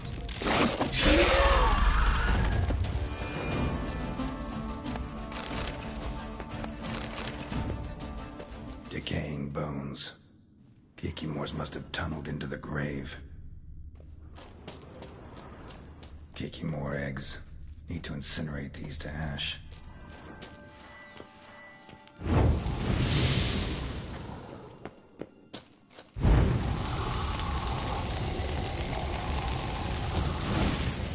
That's some stench.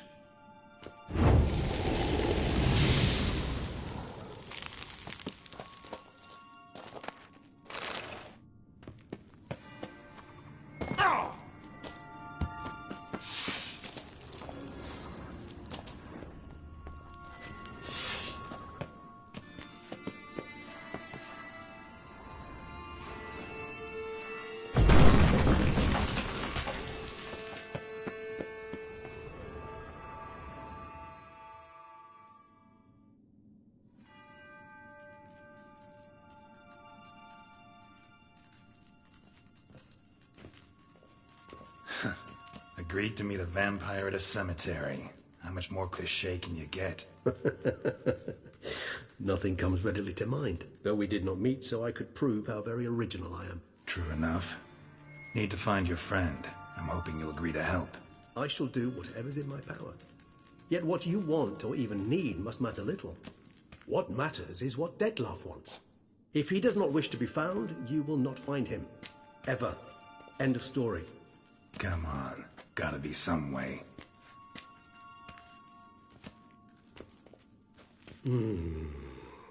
Vampires can evade detection by the senses, and no divination magic works on us. Even the most precise megoscope would be useless. And this? Could this help? Wherever did you get that? Off one of the beast's victims, found by a bend in the river. Body was chopped in pieces. 3 of those pieces were hands. Hand with the ring seemed the odd one out. Abruxa had taken an interest in it.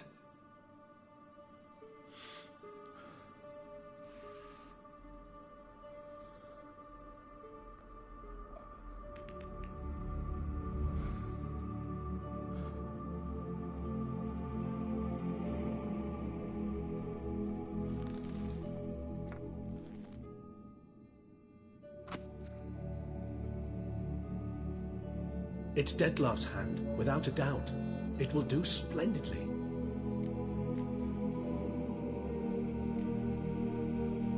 Ring's pretty intriguing. Made of no metal I've ever seen.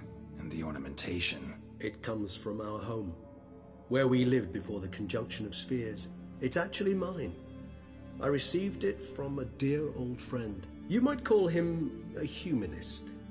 He saw us vampires as guests here. Guests who owe their hosts, meaning you humans and the elder races, respect. Respect? Meaning not to treat us like cattle to be slaughtered for food? Precisely. And the reason why I, in turn, gave it to Dettlaff. To remind him of the ideals my old friend championed. Can't you just summon Dettlaff?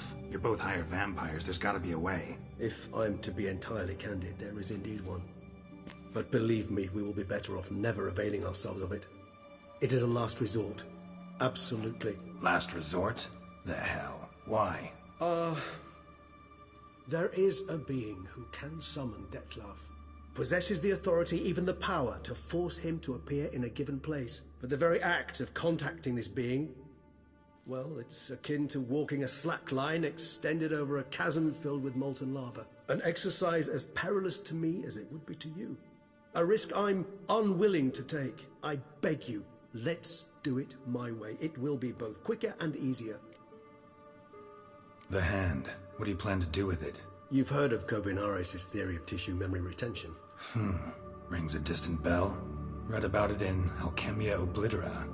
There's a copy at Kaer Morhen, tattered, nearly disintegrated. But if memory serves, Kovinaris never managed to prove it worked. He did prove it, just never managed to publish his findings. He and I corresponded, you see, after we became friends. Thus, I know he completed his research and performed the first tests. It's complicated, so without delving into details, it is possible to use any piece of tissue to reconstruct what a whole body experienced. How's it work? We need any special equipment? We must brew a decoction which Kovinaris gave a rather poetic name. Resonance. Once imbibed, it sends one into a trance similar to that induced by narcotics. This triggers visions of events linked to strong emotions experienced by the tissue's owner. Picture it as dreaming a fragment of someone's life. Any chance we might see what Dettlaff was doing just before he lost his hand? Indeed. Though I also hope Resonance will reveal the location of Dettlaff's hideout. Covenarius spent half his life proving his theory. Wild guess. Making a dose of resonance won't be easy. You guessed correctly. In addition to Dettlaff's tissue, we shall need a powerful occipital lobe stimulant. Effectively a poison, to make one susceptible to visions. Well, got a few ingredients to choose from. Unfortunately, all are pretty rare. There's Mamoon glands, but closest ones I know of are in Vizima. A spotted white saliva would also serve, but they were cold to extinction over a century ago. Could go with a kobold's eyes, but the creatures are sentient. Rather not gouge one's eyes out. Given that we lack the time to sleuth this out ourselves, permit me to summon some help.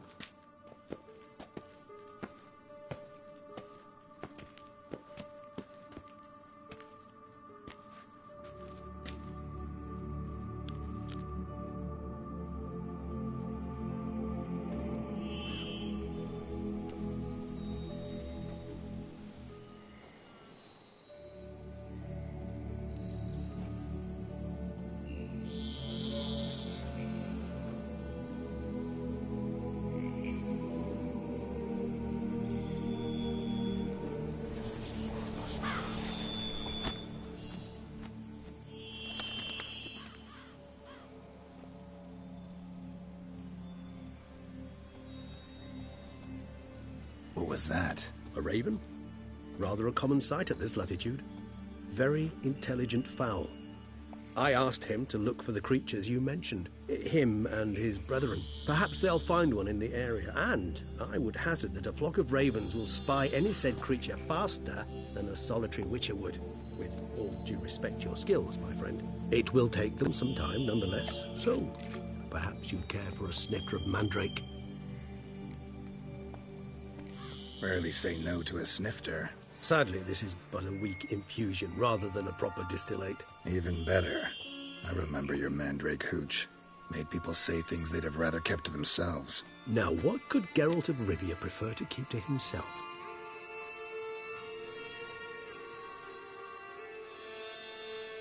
So, think you've set a nice little trap for me? Sorry. Want to get me to confess? Gonna have to try harder. I love a challenge. In that case, my ears are cocked. What must I do? How about you get the ball rolling? Reveal one of your secrets. Vampires, intriguing creatures, must lead fascinating lives. Anything in particular interest you?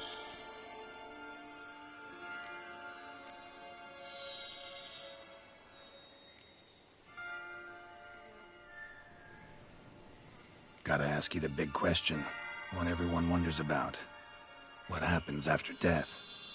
You wish me to tell you if the human belief in the gods is well-founded? Well, that I do not know. We vampires differ exceedingly from you humans. Our matter, that of which we are composed, can exist without form. We require neither a heart, nor a brain, nor air to breathe. But were you dead? As humans understand death, yes. Feel anything? Understand anything? It's rather hard to explain. I felt something very unsettling. Something I cannot even name, for I did no reasoning. Only after rebirth did I begin to understand that what I had felt was cold and unimaginable fear. If not for Dettlaff, I might have drowned in an eternity of icy terror. Can't have been alive then. Sheesh, experience like that must be vicious. Indeed, it's hard to compare to anything I know. Yet you are aware we don't see death as you do. The way you cling to life, we find it entirely peculiar. You are mortals, ergo it's a foregone conclusion. You will die. It's but a question of time. Thus, I often find myself wondering why you try so very hard. To die at 20 years, 40, even 100, what's the difference? They're all but the blink of an eye. Depends on your point of view.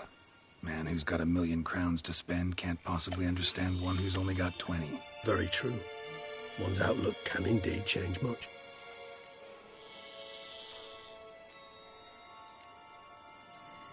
Always fascinated me the way vampires can regenerate. A hand growing back is one thing, but Detloff recreating you out of a wet smear? Something else entirely. A difficult and laborious process, but one that's possible, as my presence proves. But I've heard you too had quite the adventure. They say you lost your memory. For a bit, but Triss helped me get it back. Actually, pretty damn lucky I only had amnesia. Yes, you humans are rather buggered in those terms. To strip you of life is, well, it's just plain easy. I've always pitied you in that regard. We vampires are much harder nuts to crack. If a member of another race kills one of us, we can be reborn with a living higher vampire's help. However, if one of our own strikes the deadly blow, death is permanent. There can be no rebirth. One of the chief reasons why vampires long ago swore never to fight one another. Got a new life, new body. That give you a new start? Blank slate? Starting all anew is a very broad concept. What exactly do you mean? Your blood addiction, say. Wondering if your body's the same. Maybe if you drank now, you wouldn't get hooked. All addictions are a form of slavery. Re-addiction's not a risk I'm willing to take, just to test a hypothesis about corporeal regeneration and whether propensities carry over. Fair enough. Curiosity, that's all. Sorry. Not to worry, Geralt. Curiosity is a natural reaction under the circumstances, apart from which I've always valued that trait in you. Curious what you did after you were reborn. As I'm sure you can surmise, but first I was thoroughly absorbed with recovering. As it is, I've still not recovered completely. Yet I was so weak the first year that I could not stand nor move on my own. Detlaff bore my weakness bravely, showed great patience. If not for him, I wouldn't be here, and I'd have regenerated far slower. Once I could at last stand unassisted, I set off for Bruges, for my one-time home of Dillingen. There I led the peaceful life of a rural healer and surgeon, enjoying my neighbours' respect and, in fact, constituting the exact opposite of the monstrous vampire the populace imagines. Bruges, you say? Rebirth make you sentimental? Perhaps a dash. But what of you? Where have you been? Ever find your Cirilla?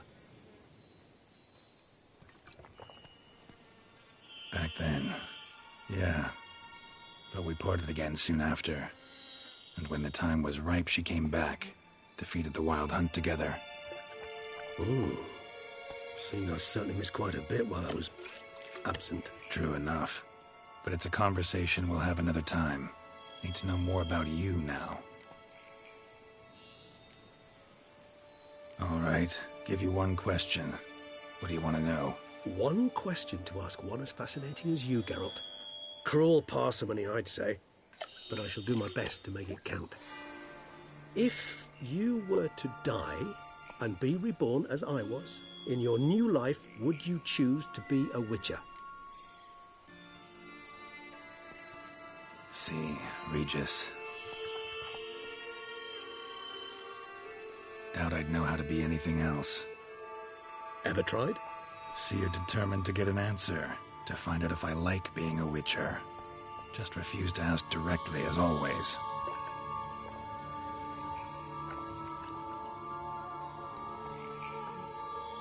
I like being on the path. I like picking up a lead, a trail. I like the tension right before a fight. And nothing gets my adrenaline flowing like battling a beast. Even gotten used to people treating me like a freak, an outcast. Yeah, not something I think about much. But I like being a Witcher. Thank you for being honest. Honesty is an attribute of the truly brave, and thus a privilege of the very few. Still no sign of your winged friend. Sure it understood what you wanted? Dead certain. Let's wait a bit longer. It'll return soon, don't doubt that for a moment.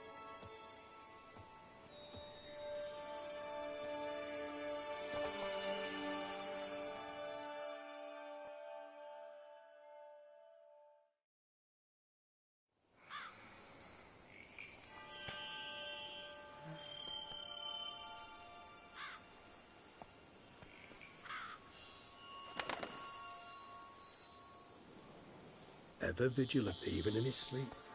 Quite vampire-like, in fact. Are you absolutely certain they don't administer a few of our genes during the trial of the grasses?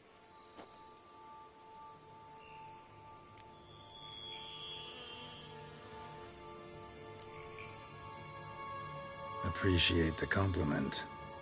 Got something for me? You were right.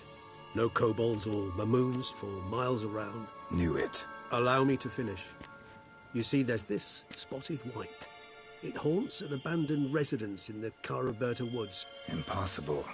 My brethren hunted down every last spotted white before I was born. Then it seems you must revise your knowledge of spotted whites.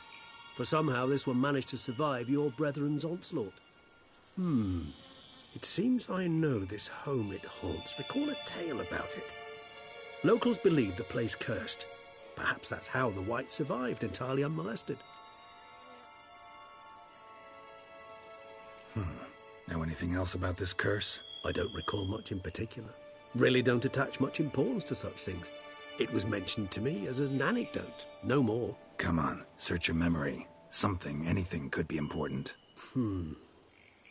I believe it had a relation to hunger, or, perhaps greed, rapacity. Someone was punished for something... Textbook definition of a curse, pretty much. Sorry, Geralt, I try not to clutter my mind with the details of every far-fetched tale I happen to hear. What are your thoughts? A specimen of a species thought long extinct, and a curse in one place. That a coincidence, or are they related? Professional curiosity. Personally, I've nothing against you delving into this dilemma, but please remember we need the whites' saliva. Nothing beyond that. Whites rarely appear in the woods, even less likely to find them in abandoned human homes. They inhabit remote wildernesses, old abandoned cemeteries. What's your point? This might not be a spotted white after all. Your little helper might have made a mistake. I sincerely doubt it. Ravens are devilishly intelligent creatures, and they've highly developed observational skills. What exactly did they observe? The area around the estate. It's covered in... spoons. Spoons? Spare me the skeptical smile. I'm but the bearer of this news. Or perhaps this spotted white is a hoarder. Or the spoons are somehow related to the curse. Let's do this. Start making your decoction while I go get some saliva from that white. Uses it in its brews. Do you imagine the white will simply sell you some? Worst case scenario, I'll bring you its salivary glands. They ought to do as well. For a moment there, I imagined you asking the white to spit into a vial. Quite amusing as a thought, but the salivary glands will do fine indeed. So, see you later. Yes, till later.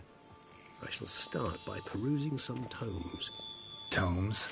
Thought you were going to make this decoction. We require one last ingredient.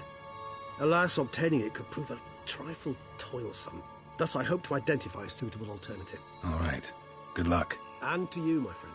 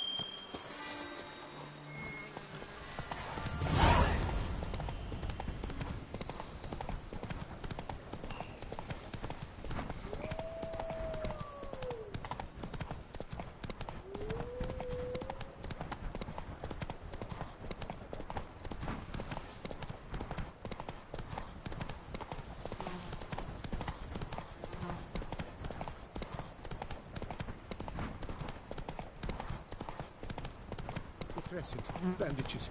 What's that about?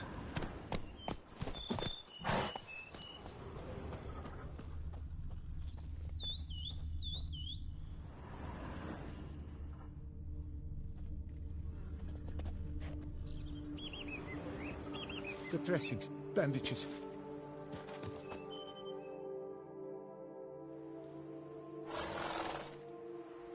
The dressings, bandages. Where did I put them? Forget it. Bandages won't do him any good. What? Oh, but he breathed still a moment ago. Mm-hmm. Breathed his last then. Bled to death. Legs broken. Femoral arteries ruptured. Wound like that, you're dead in minutes. Gods. What happened here exactly? I was rolling through, fully loaded, when I heard screams. This one crawled towards the road, then drooped to the ground, lost consciousness. I jumped down to help him, dress his wounds. Then you appeared. Pretty admirable stopping to help a stranger. Truthfully, when I saw him, I considered it might be an ambush. The thought entered my mind, I near decided to crack the whip. But to abandon a man in need? It's simply not the decent thing to do. Decent enough in many other places, believe me. Before you go on, clean your hands thoroughly and burn your shirt. Might also want to rub some thyme on your body to be sure. The smell of blood might attract ghouls otherwise. Who might you be, precisely? A witcher. Oh. Do you expect some beast might have killed him? See what we have here. Legs broken, but cause of death's the wound. Small but deep, edges unfrayed. Either a thrust weapon or a thick claw. Maybe a wyvern's. Tough to say, and... breastplate's unusual. Dented. It's got a patina. An antiquity, I believe. I deal in these things, so... what's puzzling is... why did he done it? Not likely to learn that from him. Now to figure out where he came from. From that house, I'm assuming, but need to investigate. Got some work to do. So long. Wait, I will come with you.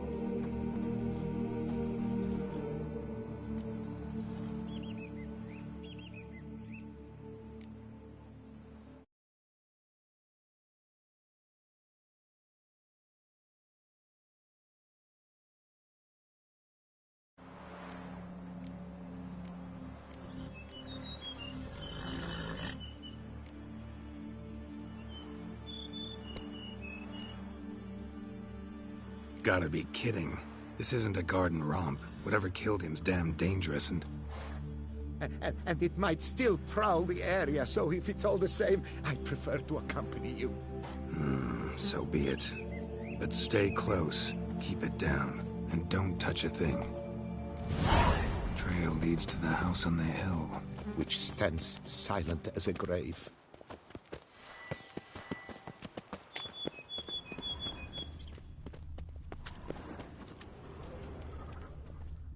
Must have been here he broke his legs. Fell while climbing over the wall. Trying to leave the property probably, after he didn't manage to open the gate.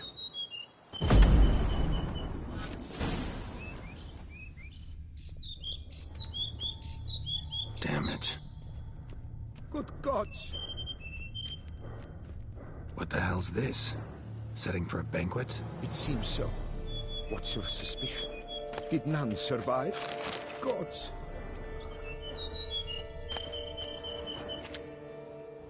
Something dark. Servant. Stabbed to death. Closed with a sharp object. Some post-mortem. I cannot believe this is the work of a man. It was a monster, to be sure. Silver tableware. Elven engravings.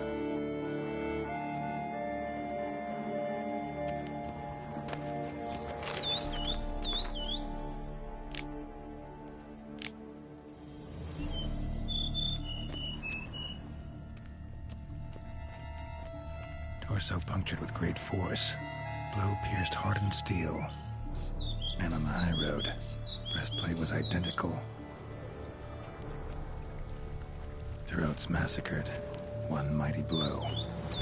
Shield along sides old and dented. Sword ceremonial. And Shay handiwork clearly.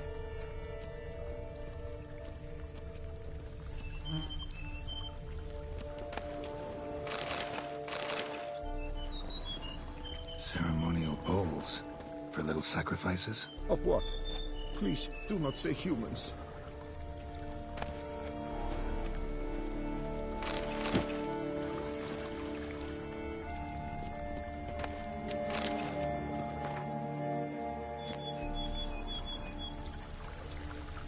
Burn marks. Some that catch fire, explode. Strong stench. Multiple wounds on the body. All puncture wounds, but hard to tell what caused them. Victim's human, but the attire's elven. Are you certain? How did he come by it?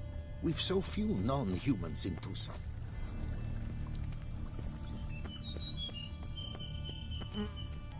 Fled, then dropped to the ground to douse the flames. Didn't manage. Burnt smells growing fainter. Might have been another luckier soul managed to flee. Doublet scorched. Wriggled out of it, tossed it, then ran on.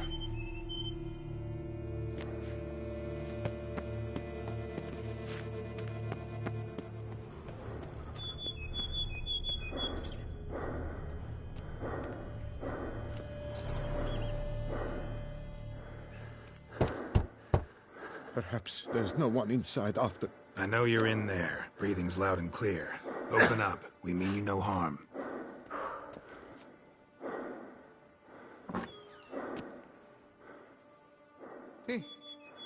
They remain there?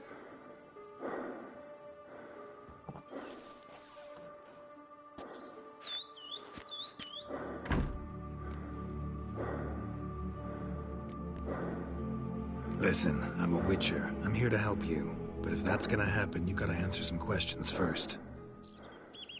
You mentioned them. Who do you mean? Those, I don't know what they were. Spirits? It all occurred of a sudden. We were staging a scene. The death, paying homage. There was a flash of light that blinded me completely. I heard cries, though saw nothing. Then felt my own robes were in flames. I broke and ran, threw off my doublet, leapt in here and it shut and locked the door behind me. They pounded on the door. I thought they would get through. I thought I was done for, but in the end, it grew calm. Who are you exactly? Durant Faucher Plamondon de Severin, Lord of these lands, and Chairman of the Society of Friends of the History of Tucson. We meet here annually to mark the anniversary of the Elfin Homage. But something like this, why, it's a first. So while reenacting a scene from the past, somehow, unintentionally, you summoned a specter, a Korgorath, or a tube, maybe. What? What now?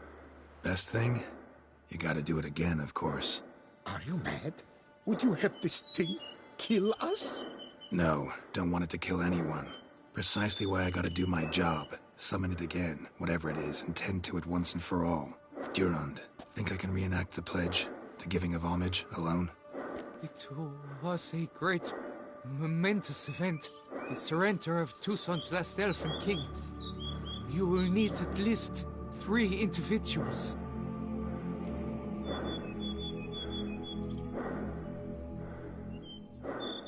You know what I'm gonna ask for. Need your help.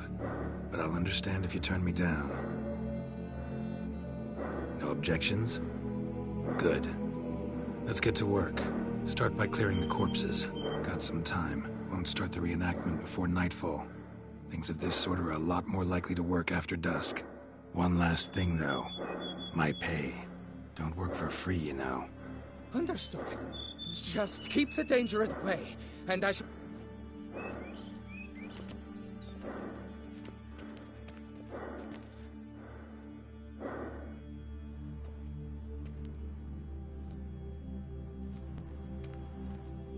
I will stand, or rather, sit in for King Ludwig, upon the elfin throne, while you, Witcher, will play the Enche ruler, who we must don the costumes. All must be just right.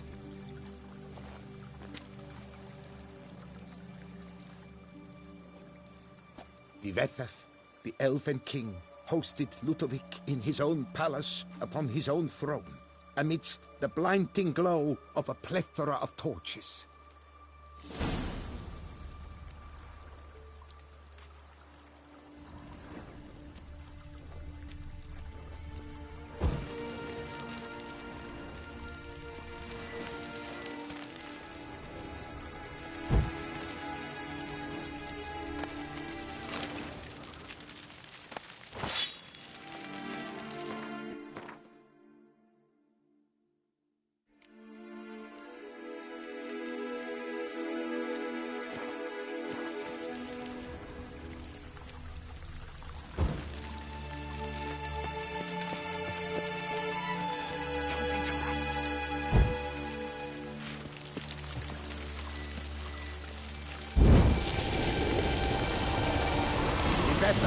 Laid at Ludovic's feet a loaf of linen and elfin bread, thus granting humans rule over seed-yielding lands.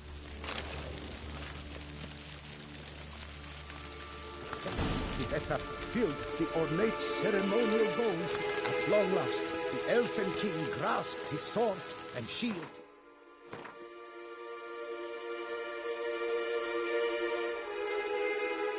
Thus symbolically passing command of his armies to humans.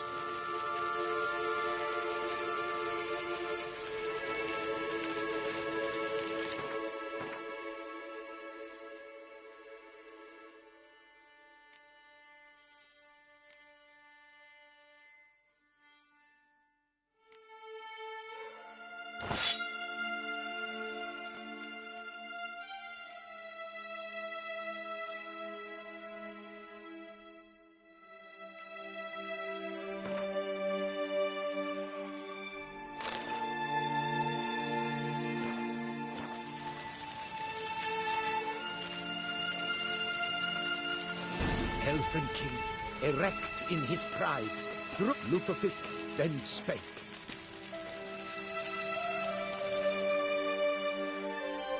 I accept your allegiance and shall return in 1 year's time to... Ah! Look! Look! The statues! Impossible! God's mother!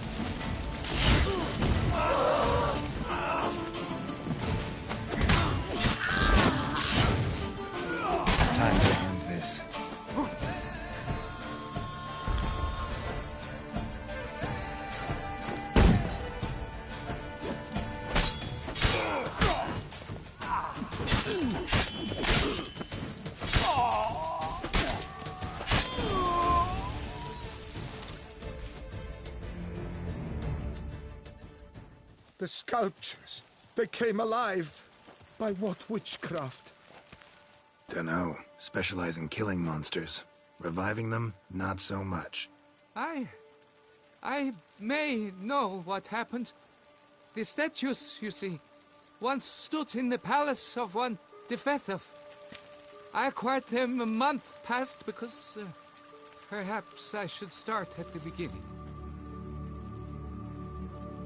This Diphethov was to pay tribute to humans, producing statues of this sort each year. Yet, He did so but once, for he perished in the massacre of non-humans at the foot of Mount Gorgon in the year 782. It's fortunate he did too, as Tefethef had planned Ludovic's downfall. For he sculpted not statues, but columns that masqueraded as such. Columns activated with words said in homage. Columns that would have turned the king and his bodyguards into so much colorful confetti. Typical. Treachery embodied. Elves. Psheh. You're no better. Elves were just defending their territory. You humans took it, but you still weren't sated. Had to cut the elves down, every last one. You? What does that mean? You're a man as we are. Yeah, in a way. Just ashamed to have to admit it sometimes. Your words? They're wrong, Witcher. But I'll not let you leave empty-handed. Take this as your reward. Farewell.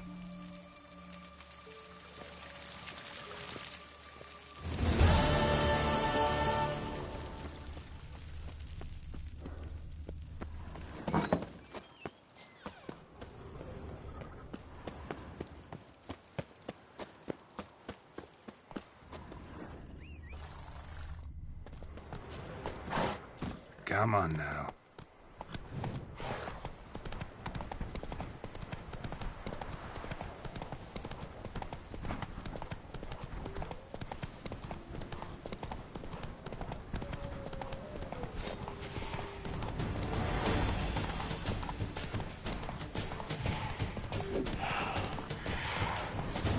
Our guests.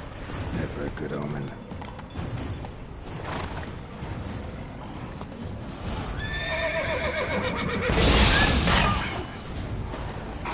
What now, you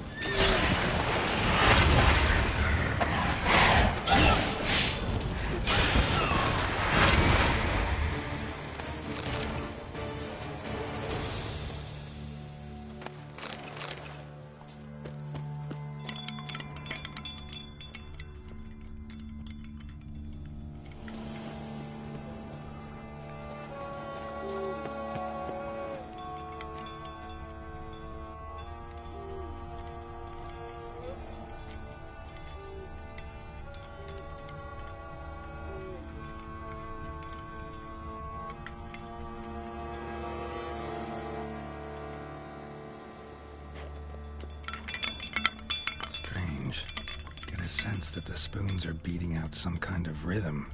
A message. Trying to tell me something.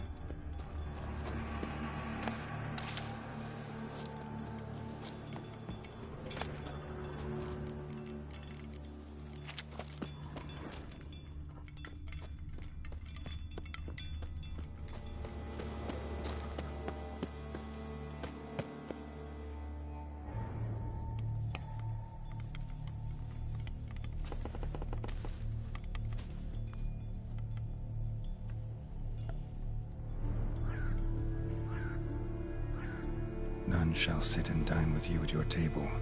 No spoon you have shall sate you. Never again shall you wish to spy your reflection in the mirror. Sounds like a curse, all right.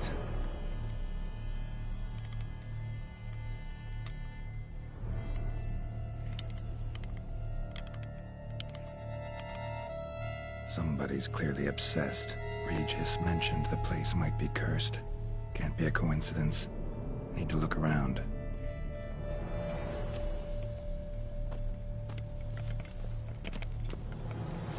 What a pigsty. Need to search it thoroughly. Find a way to collect some white saliva. White's obsessed. A real collector. Thoroughbred.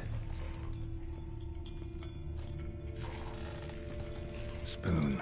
Pretty ordinary. Maybe a little old.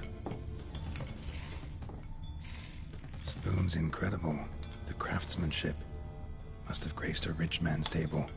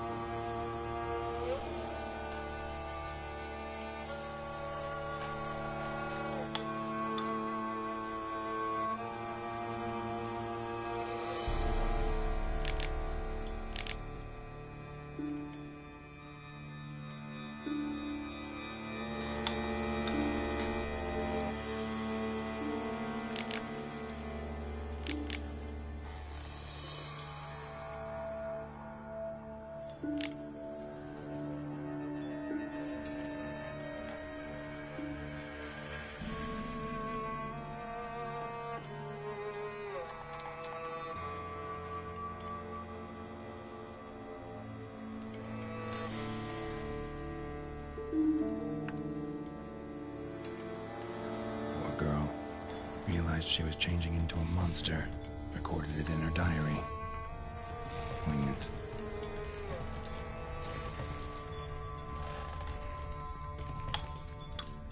Smashed mirror. As if someone couldn't stand to look at themselves. The monster. Journal's author, maybe?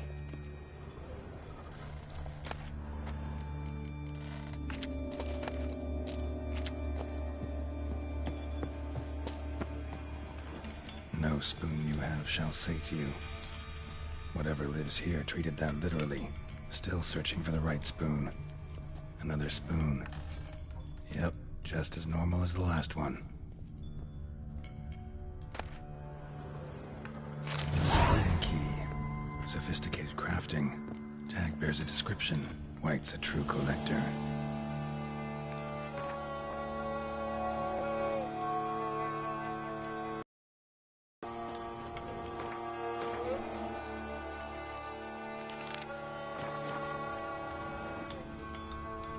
White's obsessed. Real collector. Thoroughbred. Skeletons. Doubt they came here willingly. This have anything to do with the curse? None shall sit and dine with you at your table. It'd make sense. Right arm bit right off. Teeth all knocked out. Somebody tried to force feed him. Broken neck. Indentation in the skull's lateral surface. Smacked in the head with something heavy. No claw or fang marks. Probably choked to death. None shall sit and dine with you at your table. No spoon you have shall sate you. Never again shall you wish to spy your reflection in the mirror. Woman's name scratched into this wooden spoon. Romantic.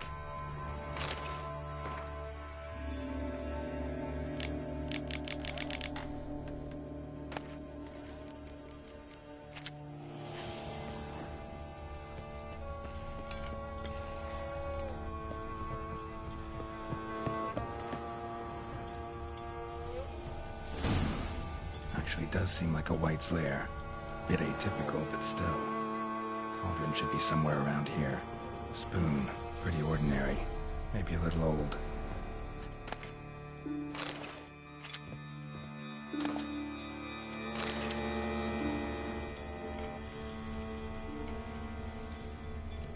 Another spoon. Yep, just as normal as the last one. What I was looking for? White's not particularly tidy. White's obsessed. A real collector. Thoroughbred.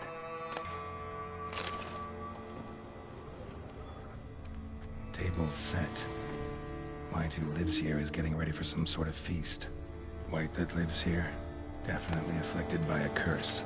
And it's been trying desperately to lift it. Spoon, pretty ordinary. Maybe a little old.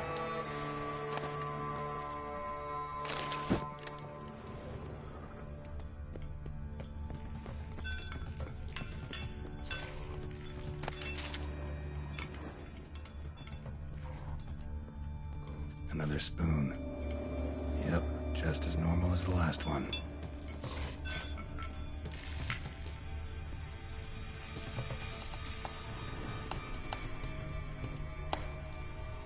Thousands of them here.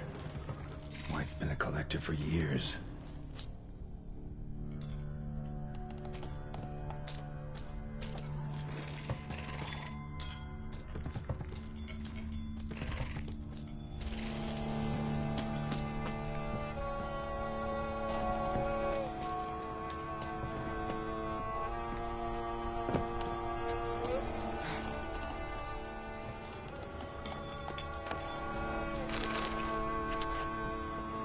White's obsessed. A real collector.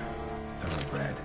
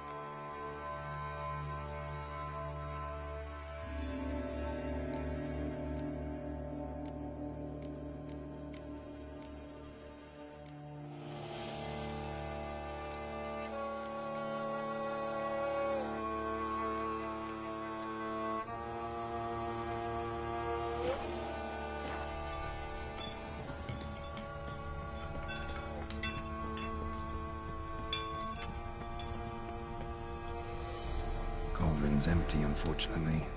Regis needs some brew. Afraid he won't get that. No choice but to hide and wait for the saliva glands and their bearer. Need a spot that'll let me observe the cauldron.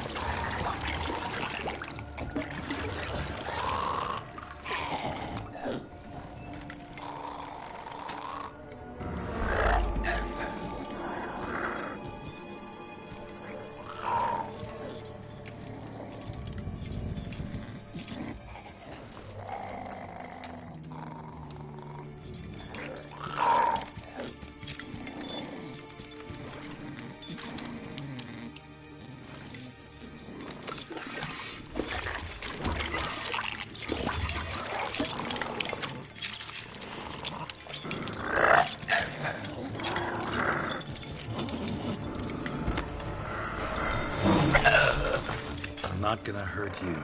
Wanna help? I've seen the words of the curse on the walls. Think I know how to lift it.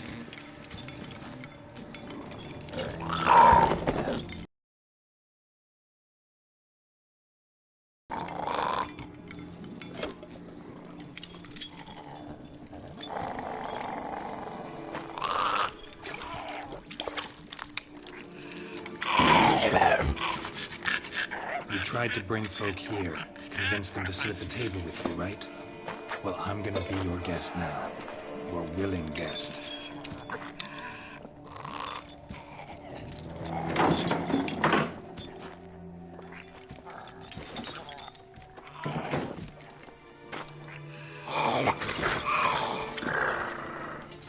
Just need a bit for Regis.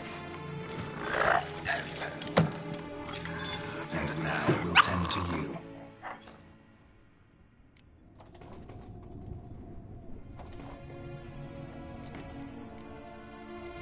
Need to get this right. Words of the curse were, none shall sit and dine with you at your table. No spoon you have shall sate you. Never again shall you wish to spy your reflection in the mirror.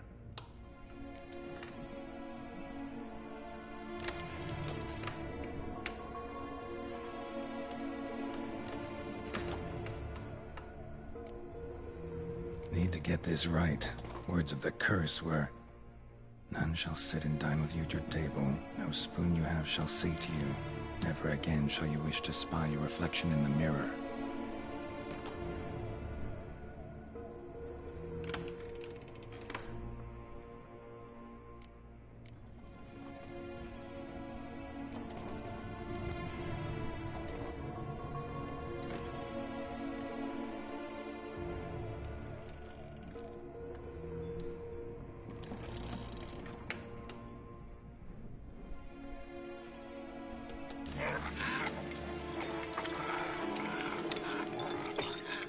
We can't use spoons.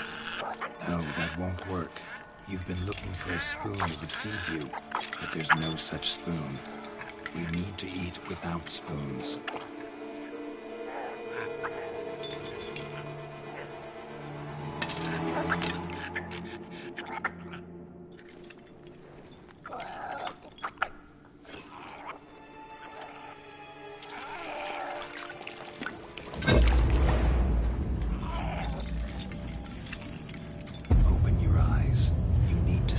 Likeness.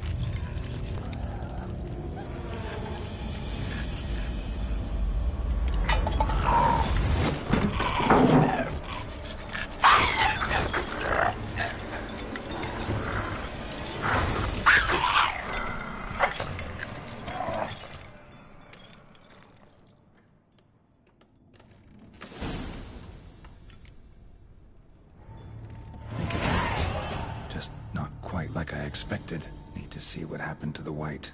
Won't be hard to find given its stench.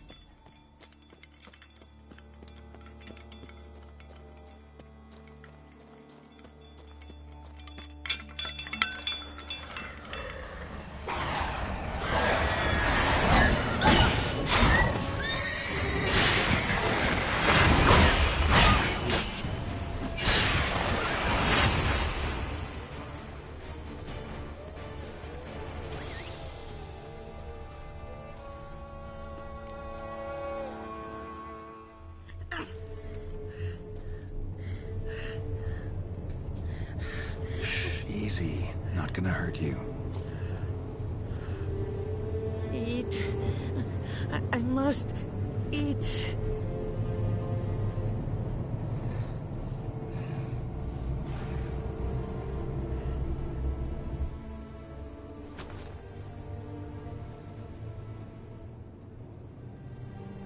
I'll take you someplace safe.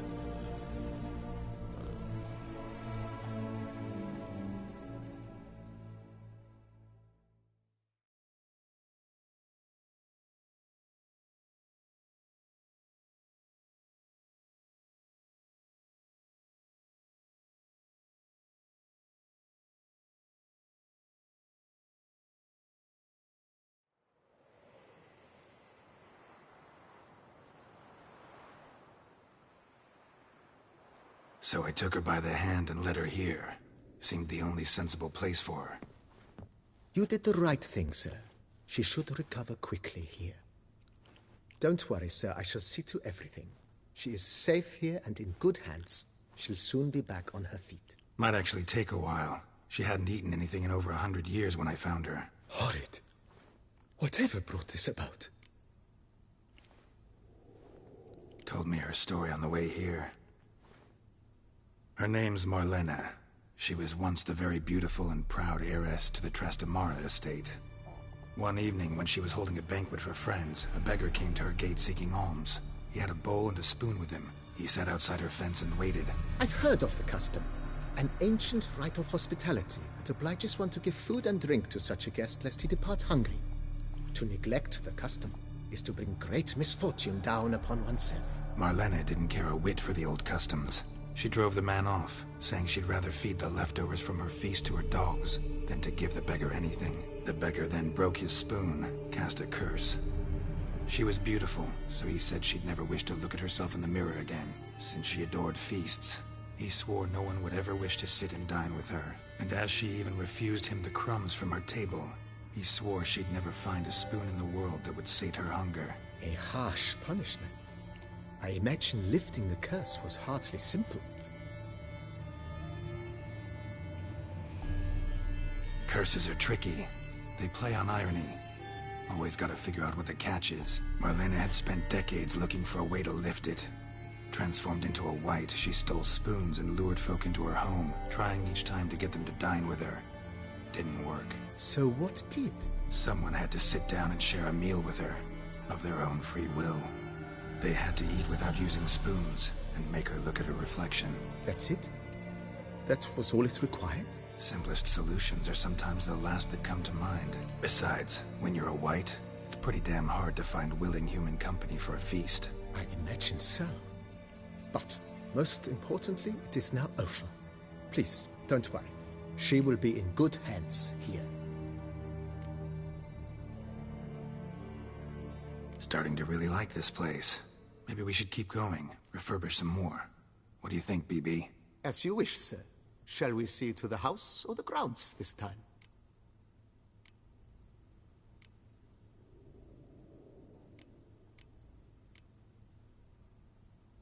Starting to get into this. What a splendidly wise idea. Now that the general...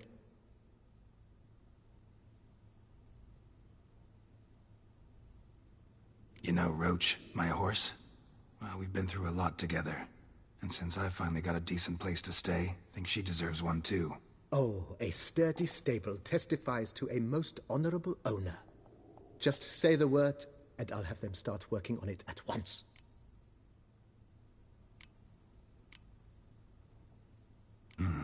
Know what? Might not be the best time to lay out that kind of coin. Let me sleep on it. Ponder the notion however long you wish, sir. I am at your disposal always. So, sometimes I have to brew a potion, but I can't find the herbs I need growing anywhere nearby. Well, you're in luck, sir. The flower garden, once kept by Madame Nina, Monsieur Boleus's wife, seems the ideal place to cultivate herbs. In fact, it's roomy enough to plant shrubbery. Know what? Might not be the best time to lay out that kind of coin. Let me sleep on it. Ponder the notion however long you wish, sir. I am at your disposal always. Let's put a pin in this for now. Remembered I have some urgent business to tend to. Not the slightest problem, sir. I am here to serve whenever you desire.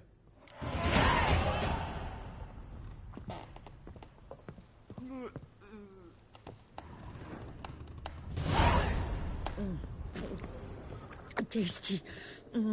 So wonderful. Thank you.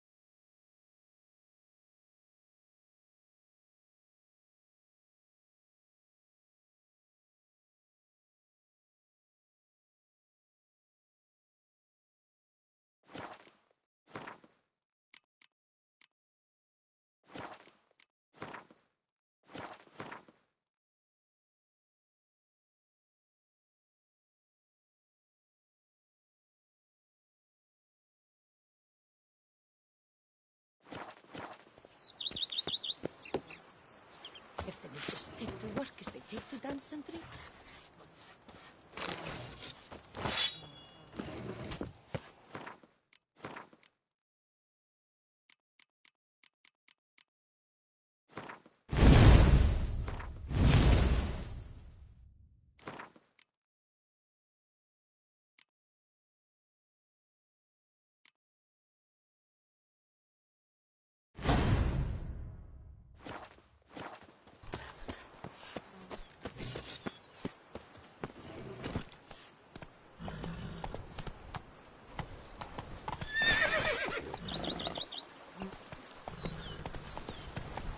Bushel of grapes is more a burden than that steel of yours.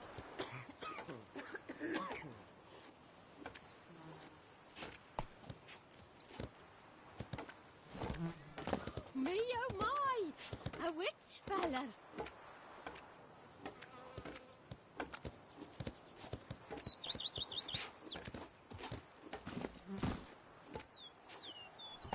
Let's go!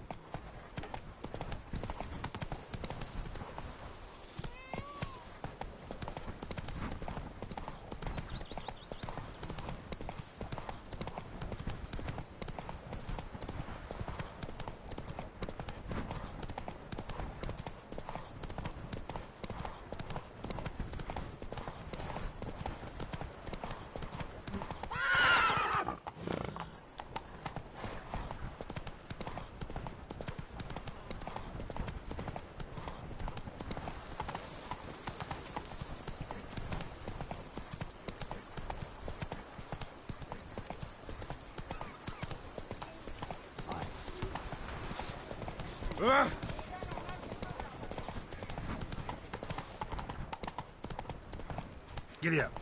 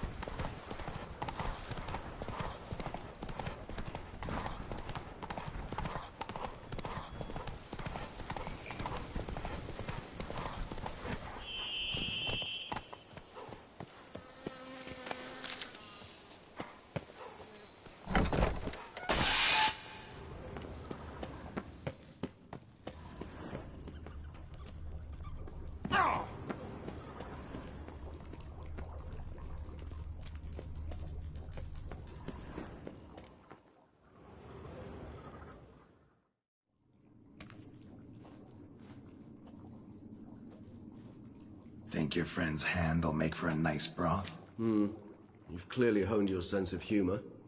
But we are not cannibals, Geralt. I took a fragment of tissue from the hand. It will suffice to prepare some resonance. What did you do with the rest? I cremated it, as our codex commands. A raven told me you'd acquired the necessary ingredient. Send your spies after me? My watchers. Were something to go wrong, I could then arrive quickly to help. Managed fine alone, but thanks for the thought. Gonna need much longer to finish brewing resonance? Mentioned the last ingredient, too. What about that? That, I fear, might prove troublesome. You see, to use the concoction to summon the memories of one, the solution must contain the blood of another specimen of the same species. Shouldn't be a problem. I happen to know a higher vampire who should be willing to help. Right, Regis? It's not that simple, I'm afraid. While you were away, I tried my damnedest to identify a replacement, but, alas, none such exists. Not sure I understand what the problem is. Can't we just draw some of your blood? The blood must be in an agitated state. As I'm certain you know, higher vampires can change their corporeal shell. As our flesh changes, so does our blood's chemical composition. To make a long story short, I shall need to induce in myself a state of strong psychokinetic arousal. In brief, madness, rabidity. And that stands to be very, very dangerous. Dangerous? Why? I mean, you'll still be you, right? True. But I should be highly agitated, in a state of fury. You know better than I that fury cannot be controlled. If you've ever seen an enraged vampire, you know very well that all who find themselves nearby will be in grave danger. How will we handle that? I'd rather not have you lunge at me, claws extended. That makes two of us. But worry not. I've thought it through very thoroughly. Details to follow soon. All right, so what do you want to do? We shall visit Teshem Mudna, an ancient vampire estate. There we will find cages suspended in the air. I will enter one, be confined. You will lure beasts there. Beasts you will then kill. The bloodletting should prove profuse. Abundant enough so that the blood scent will drive me mad. Wild. Teshem Mudna. What's it like? It is a place of torment. A torture chamber. Long ago, shortly after we'd arrived in this world, one among us named Kagmar developed such a taste and lust for human blood that in one night he could imbibe an entire village. This brought trouble on the entire species. Common folk wearied quickly of living in constant fear. They began to hunt us, seek the aid of mages and witches in tracking us down. So what? Not like they could ever hope to kill you. But they were bothersome. Forgive the comparison, but when did you last enjoy mosquitoes buzzing around your head? In any case, the other vampires decided something had to be done. Kagmar had to be caught and punished. A torture chamber was thus outfitted in the dungeons of Teshem Mudna. Inside it, a cage made entirely of a special alloy of silver, dalvinite, and meteorite steel. Kagmar was captured and locked in the cage. Sat there over 2 centuries, driven to fury time after time, never able to escape. Thus I know the cage will withstand the fury to which we shall drive my humble being. See no reason to dawdle. Teshem Mudna. Take me there. In a moment. Just one last thing.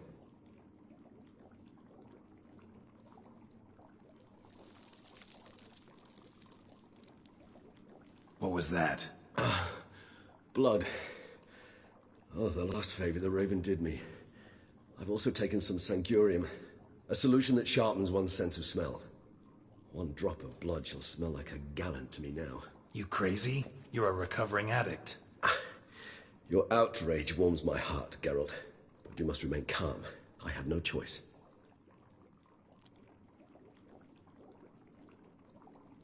As things stand, the die is cast. High time we set off for Teshem Mudna. My head's spinning already, and you're starting to smell quite tasty. And you're starting to scare me.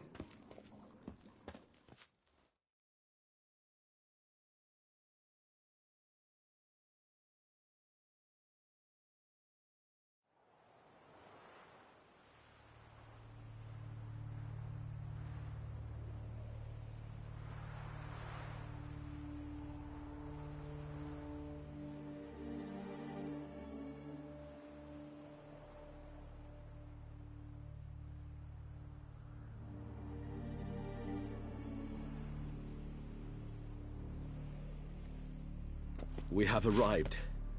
The sacrificial chamber of torture and torment lies underground.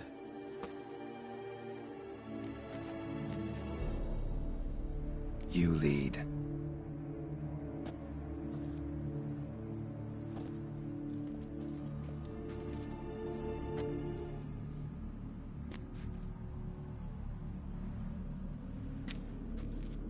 Scurvers must be getting close to their feeding ground. Correct.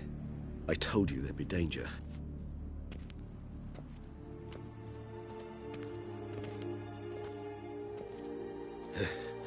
Beyond this wall lies... an ancient vampire dungeon. Seen a lot of things in my time. Nothing quite like this, though. I feel honored. A man with such a wealth of experience, yet I'm about to show him something new. Now, to open it.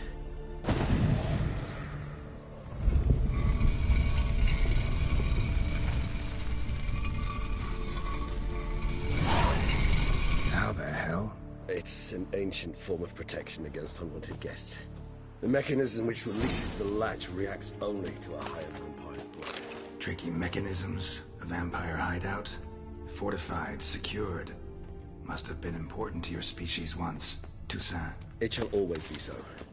During the conjunction, the gate from our world to this one opened upon this land and no other. This was the first place we saw.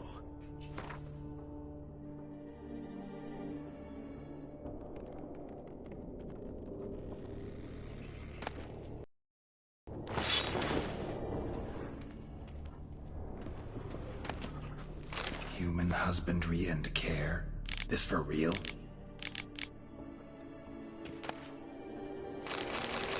The author observed humans, their behavior, over the many years he spent breeding them. Morally suspect though it may be, it's a thorough survey of the topic. This place. There's evil here. Death hangs in the air. Yes. A great many beings have breathed their last here.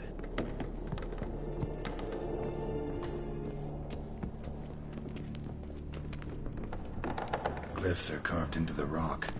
Coated with blood used to be. They mean something? They're emblems, symbols of, well, what you would call tribes, dispersed throughout the world after the conjunction. My ancestors placed them here to remind us of where we came from. Seems your kind assembled a peculiar little library. Indeed, though I personally did not lay a hand to it. What's this symbol mean? It's the symbol of the Tedet. Those who went east, beyond the Blue Mountains. And this one? Which tribe's this? Garisham. My tribe, and Dettlaff's. We both remained in this part of the world. Cells? Who for? Ah, disgraceful. Excruciatingly so, this particular page from our history. I'd rather not summon the demons of the past if it's all right with you. Whose is this glyph? Amaran. They ventured beyond the sea. And this one? Which tribe's this? Garisham. My tribe, and Dettlaff's. We both remained in this part of the world.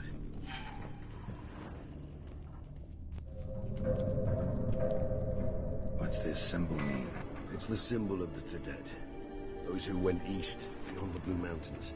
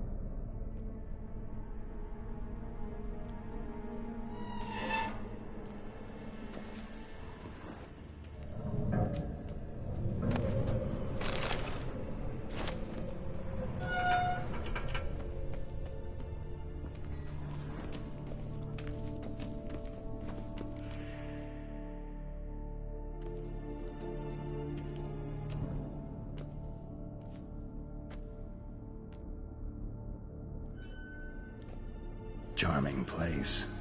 But what are all those cages for? Mentioned one vampire being kept here. Yes, well, you see, humanitarians is something my ancestors were not.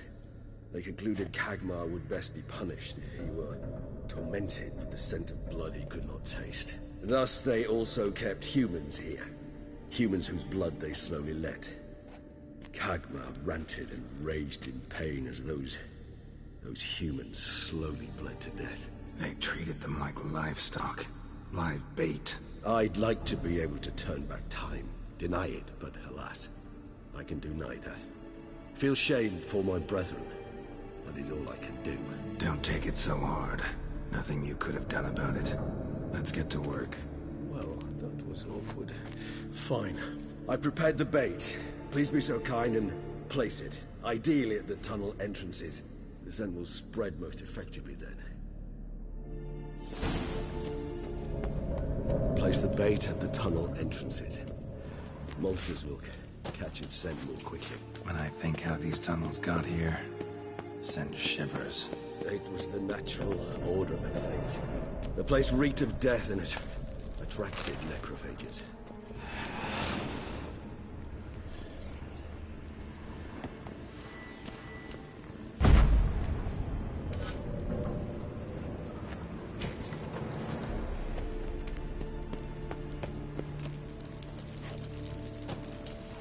Three done. One left. Think this'll work? I certainly hope so. Its stench is so thick, I'd wager it carries clear to the open.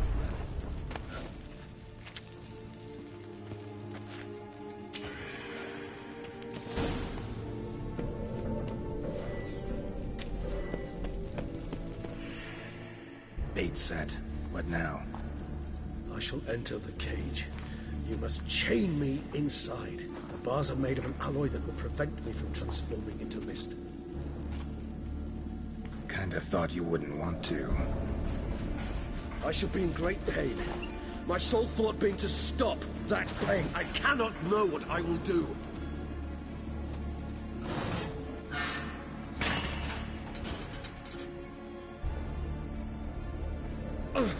We must hurry.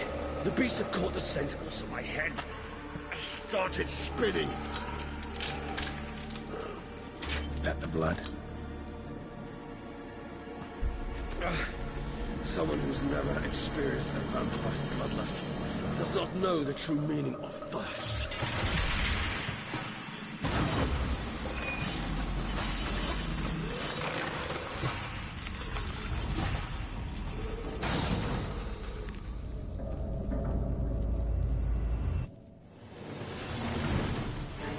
Maybe we need a safe word. You know, something you'll say when you can't take it anymore. And what would you do once I uttered it? Don't know. Calm it down. Somehow. Please. You won't be able to. We must forge through this. You just smelled the blood.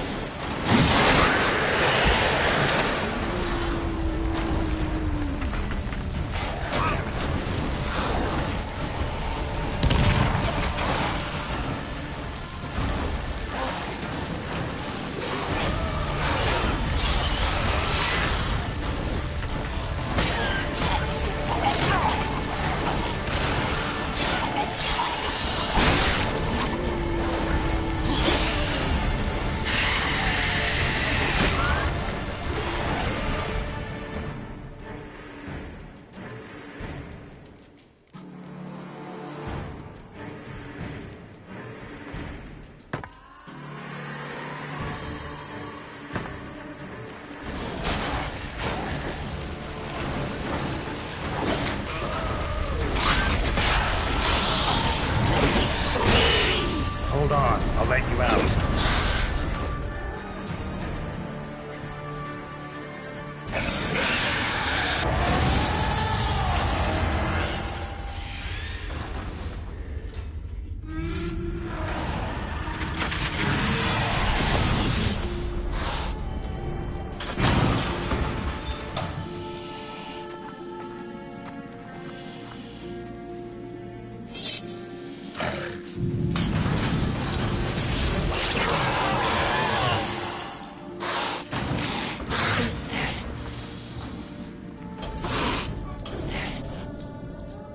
Need to hang on a little longer.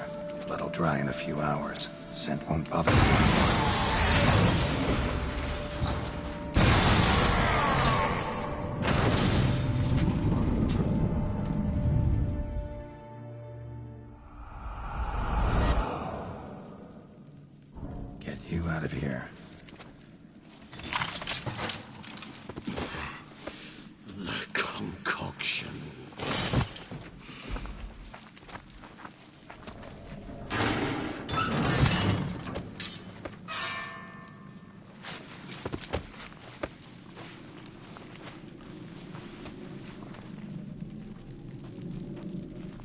You can't finish it in this state. Tell me how. I'll help you.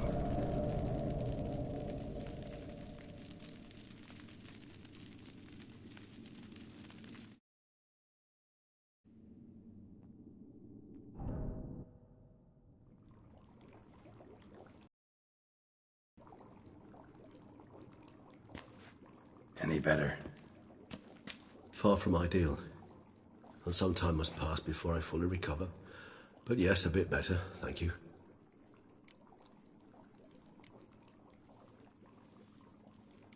Never expected it to be like that. You didn't tell me. We need not discuss it. But we do. Because if I'd known you were going to subject yourself to torture... What would you have done? Found Dettlaff some other way. I did not wish you to use any other way. Did that occur to you? No, because I thought no being would ever willingly subject itself to that kind of pain. You vampires aren't any different from us in that regard. I told you. The pain is my way of paying my debt. The enormous debt I owe Dettlaff.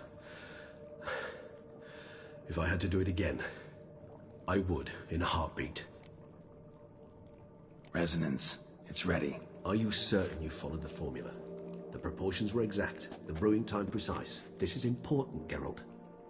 The slightest deviation could cost even a witcher dearly. Relax. Got some experience brewing potions. Very well. In that case, let's begin.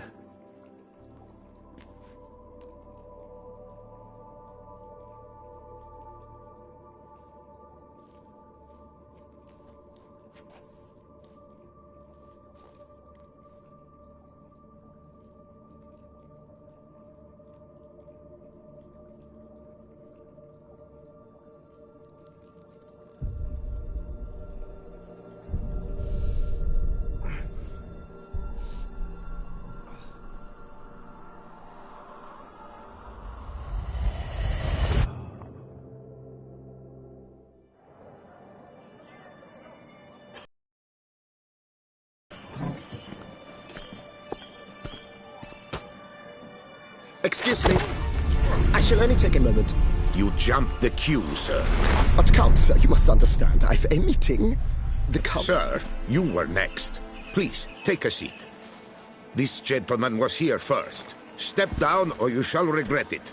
Ah, fails to realize he was your friend, Count.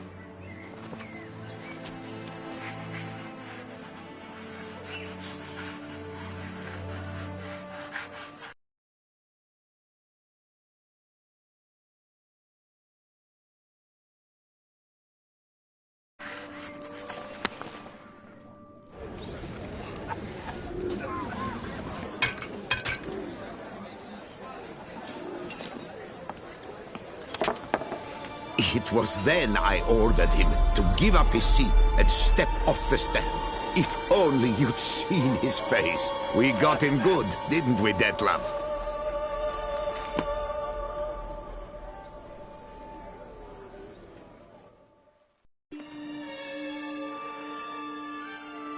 And then Mother insisted we buy the mill. Curious, eh?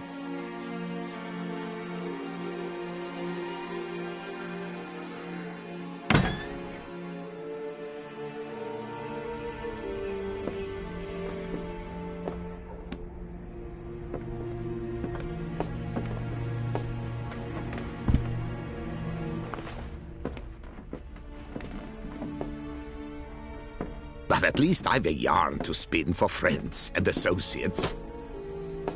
Forgive me. What?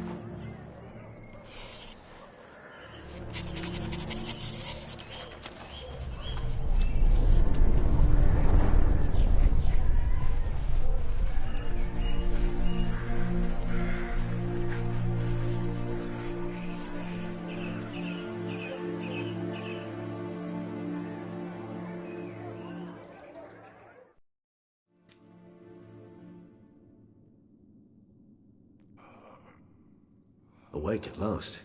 You ride like a squirrel caught in a snare. I'd begun to fear they were death throes, that you'd departed. Sure wasn't pleasant, but it worked. What did you see? Delacroix. His death did not come easy. Seems Dettlaff had made friends with him, still killed him, and chopped up his corpse. And he was overcome with fury, remorse, cut off the hand that had committed the murder. Interesting. And entirely unlike the Dettlaff I know. See anything else? Saw a moment. Delacroix did something selfless. Was kind to Dettlaff. Guess it could have been the start of their friendship. Why the uncertainty? Nothing extraordinary about it. Normal, everyday situation, really. Visions were supposed to issue from strong emotions. Clearly the situation provoked such emotions in Dettlaff. Keep in mind, he did later murder Delacroix. Killing someone who's grown dear to us, it's bound to elicit strong emotion. Vampires are no different in that regard. Did you see anything else? There was something. Showed up twice in the vision. A bootblack stand. Dettlaff first met Delacroix there. Went back after the murder, actually. Peculiar. Stand was somewhere in the Port District. And the bootblack acted as if he knew Dettlaff. That would be even odder. Perhaps we should have a chat with the lad. Though I would expect no breakthroughs. It's our only lead. I'll go talk to him. Coming with? I shall join you later if it's no trouble. I don't yet feel strong enough to venture out. That's fair. Rest up. Be back as soon as I learn anything.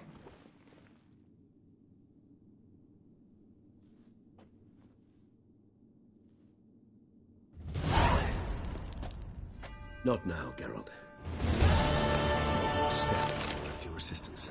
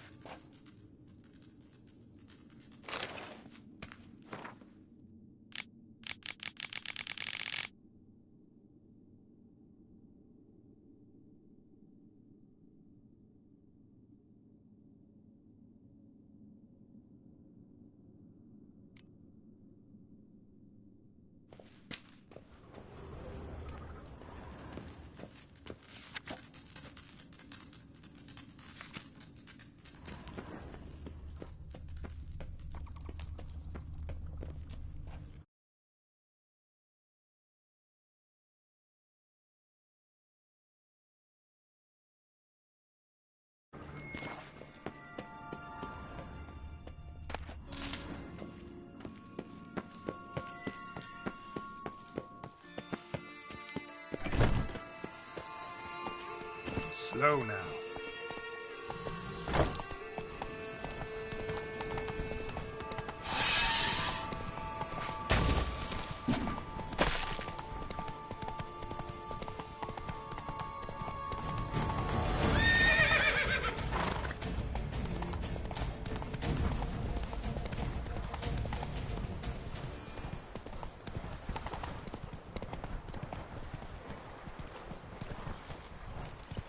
Faster.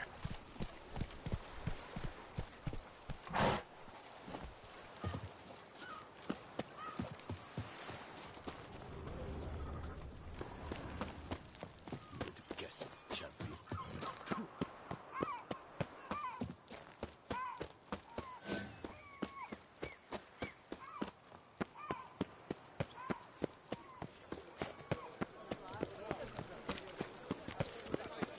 Give your palm a little squeeze.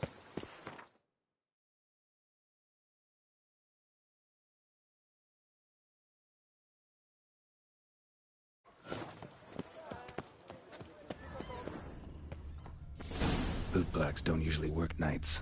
Need to come back during the day.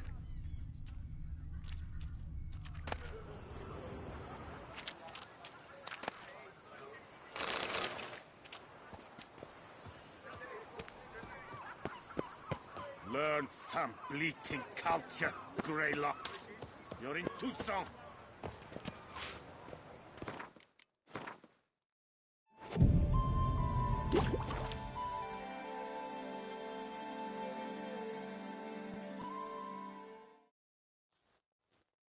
So how would you explain it? Whether it pours for a week or the sun bakes our pates, we've always mud up to our ankles here. You can't blame me for Beauclair's fickle weather. Fickle weather?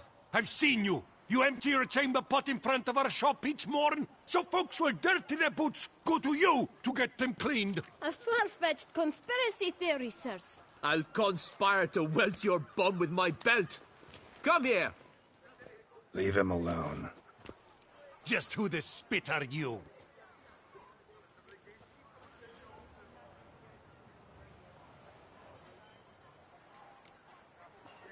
A witcher, and I'd advise you to go back where you came from. I thought witches defend men from monsters, not cheats from justice. Need to talk to the boy. You can chat to him all you like, after we tan his hide. So stand down. Not gonna happen. Won't it? Well, then we'll thrash you as well, which is all the same to me. I will break your legs! What? Lost your nerve? Yes, to help stop lords and cheats.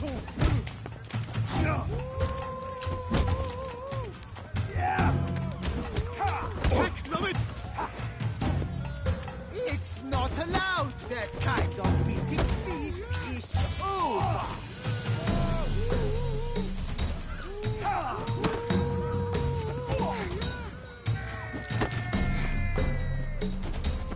Damn it. Circle him! Circle him! Oh, now let's not do anything rash.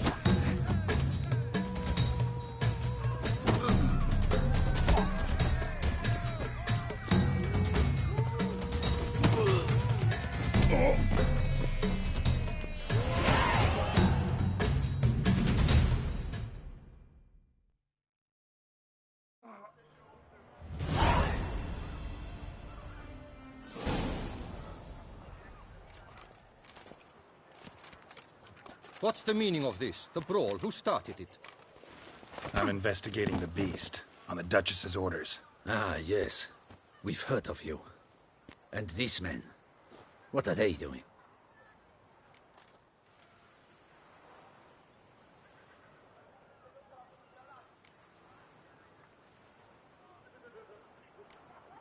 Nothing really.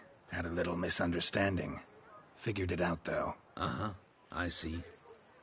As the Duchess's protege, you may go. But this lot, that's another matter. You'll come with us. Some time in a cell ought to scare the dimwits out of you. Come on.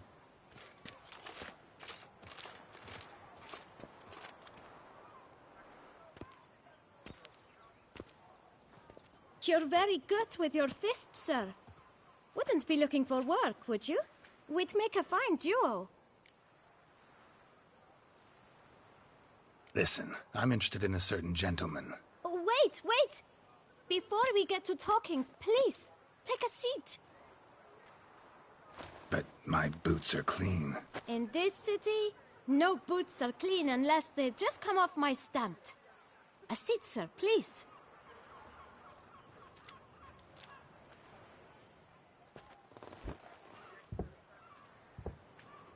So then, who was it you wanted to ask about? One of your patrons. Tall, elegant black frock. Not from around here. An arrival? Indeed. I hear a faint bell ringing. A modest sum might make it sing out loud and clear. How much? Let's say 500 crowns. What? Gotta be kidding me. What would you even do with that kind of coin? Expand my venture. I'm sure you can imagine. Have a proper stand with a big sign. I want a new box too. New polishes, new brushes. And if I've enough coin left, I'll buy a share in a launderer's. Get wastewater for free. Got it all planned out. I should think so. Capital is all I require. No way. Not about to contribute to your shady venture. You'll tell me what you know, for free. Yes, sir. Of course, sir. As you wish, sir. I know the fellow you seek, though I don't know his name. A steady patron. Gets his boots cleaned every few days. He's very good to me. Always pays me a premium. Know where I might find him? No, but you could wait here. Perhaps he'll stop by. Don't have the time for that. Sure you don't know where to find him? Or maybe notice which direction he came from? When I clean boots, sir, I do not look up to see where folk come from. I clean. It seems you're having a rough go of it. Oh, you're here. Feeling better? I am, thank you. The local necropolis. The air does wonders for me. Now, if I might intercede, I dare say I've the right question to ask. Young man, you see this vial? One drop added to your boot polish will help you wipe even the most encrusted boot clean as the dome of St. Lebioda's cathedral. With it, you will serve 3 times as many patrons at a fraction of the effort, and piles more coin. I'm prepared to give you this vial if you tell me where the man we seek lives. But you won't hurt him, will you? The gentleman's art, true, but he's kind. In point of fact, he's a friend. Yet we had a falling out of sorts and would like to straighten matters out. I leave his boots at the door of a house near the port. The door is red, but I do not know if the gentleman lives there. Worth checking. Might happen on the lead. Would you let me scrape the dirt off your kickers before you go? With all due respect, sirs, your boots could stand a cleaning. Thank you. Perhaps later.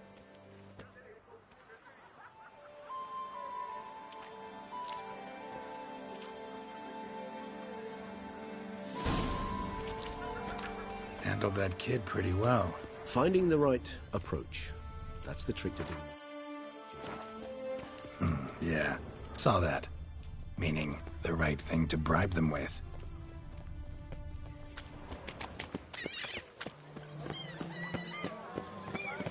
Hey! Don't you step on me!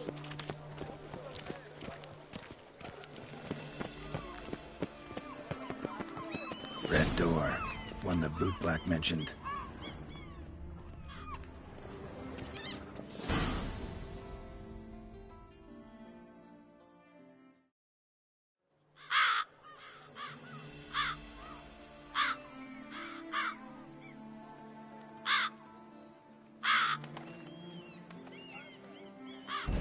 Won't budge. Gotta break it down.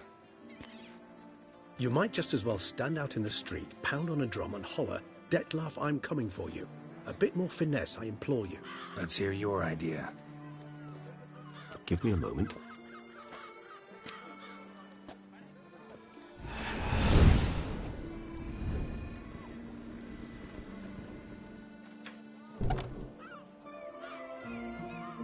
Nice. Ever consider becoming a burglar? Skill like that'd come in awful handy. I considered it briefly, but ultimately concluded it would be terribly dull. Come.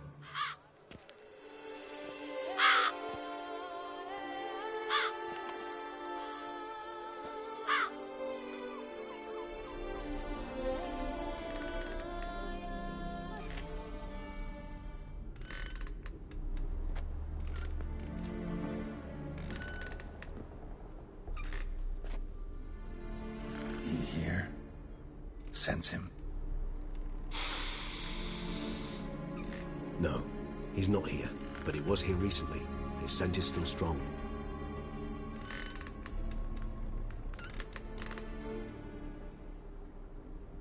Let's look around.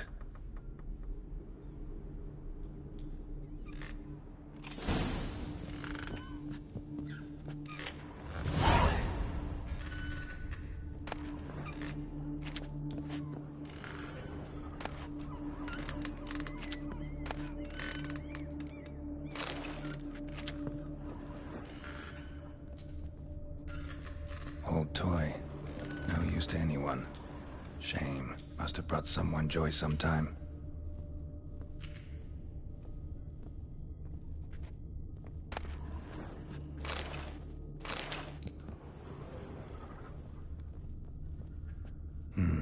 Somebody fixed this recently. I find these puppets rather disturbing.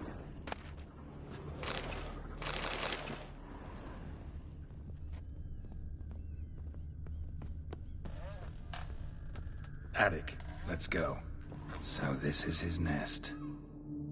Need to look around.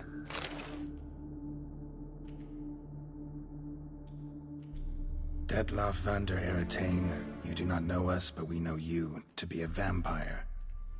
We know also of your weakness for the wench they call Renoed. Now you know this.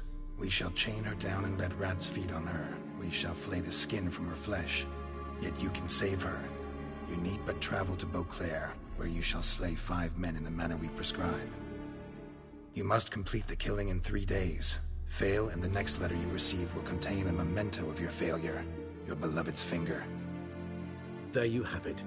Proof positive Detlaff killed not of his own accord. A blackmailer sunk his claws into him. Any idea what it could be? Detlaff have any enemies? Indeed. Detlaff gains foes occasionally, but they never live long. One might have managed to evade him. Possible in theory, but I know of none. It would have to be someone devilishly dangerous. As you well know, having faced Detlaff yourself. Whoever it is someone new.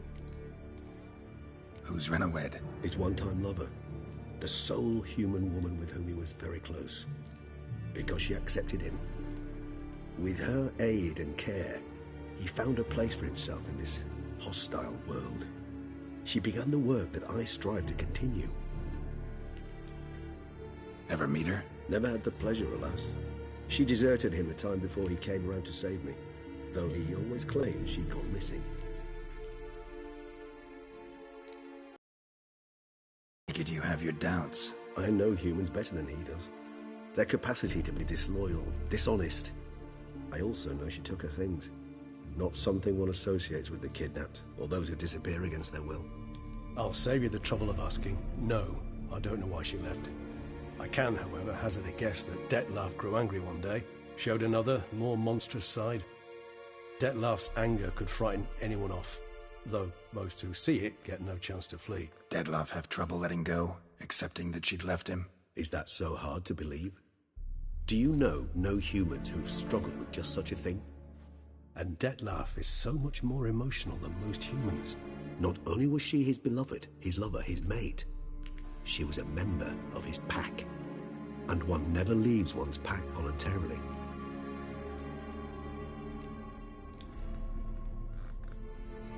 Detlaff ever try to find her? I mean, if she was that important. Higher vampires have their ways, all kinds. Should have been easy as pie for him. Geralt, as you rightly noted, we are vampires, not miracle workers. He searched, for months on end before giving up. Clearly Renoed knew him all too well.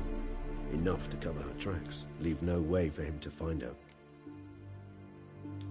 Even if Renoed did abandon him that time, looks like someone's actually kidnapped her this time. Hard to argue with that. And hard to foresee what he's prepared to do to free her, get her back. He's prepared to kill, that's clear. As would you be for Yennefer. He kills for he cares for her deeply. And that blood, those individuals, they mean nothing to him. Yeah, I get it now. He's out to rescue a female from his pack. Exactly. Right, so someone's blackmailing him.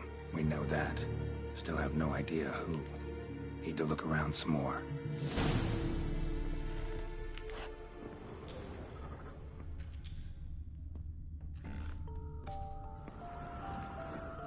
Nice tune. Indeed. Not certain why, but it reminds me of home. Our true home from before the conjunction of spheres.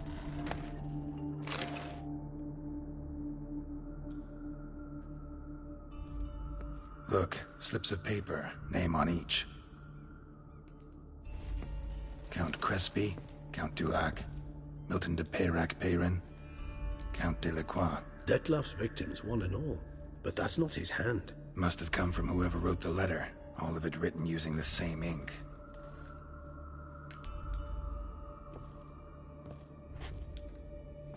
See the color? Ink was dyed with cinnabarite. Rare mineral, pretty much found only in Nazaire, but I fear it means very little. Anyone could have imported such ink. Fair enough. Still worth remembering. Look, this slip is stained. With wine. Not much to go on either. Especially not in Beauclair. Perhaps. yet perhaps also worth remembering. Blackmailer. Kinda curious who it could be. Why is that? Regis. Somebody kidnapped a vampire's lover. Bold to begin with. Now they're forcing the vampire to kill. A vampire you yourself insisted no murderer. Blackmailer's skilled. Someone special. Astute. Now that I think of it, I'm beginning to wonder if... It's not one of your kind? Another vampire? Precisely. The plot thickens. Just a hypothesis. Wouldn't set my heart on it till we know more. Right you are. Let's sum up what we know. Seems Detlef's being blackmailed. Someone's been feeding him his victims' names. All noted down using one and the same Nazari ink, and not in his handwriting. Not much. But enough to ascertain Detlef's innocence, clearly.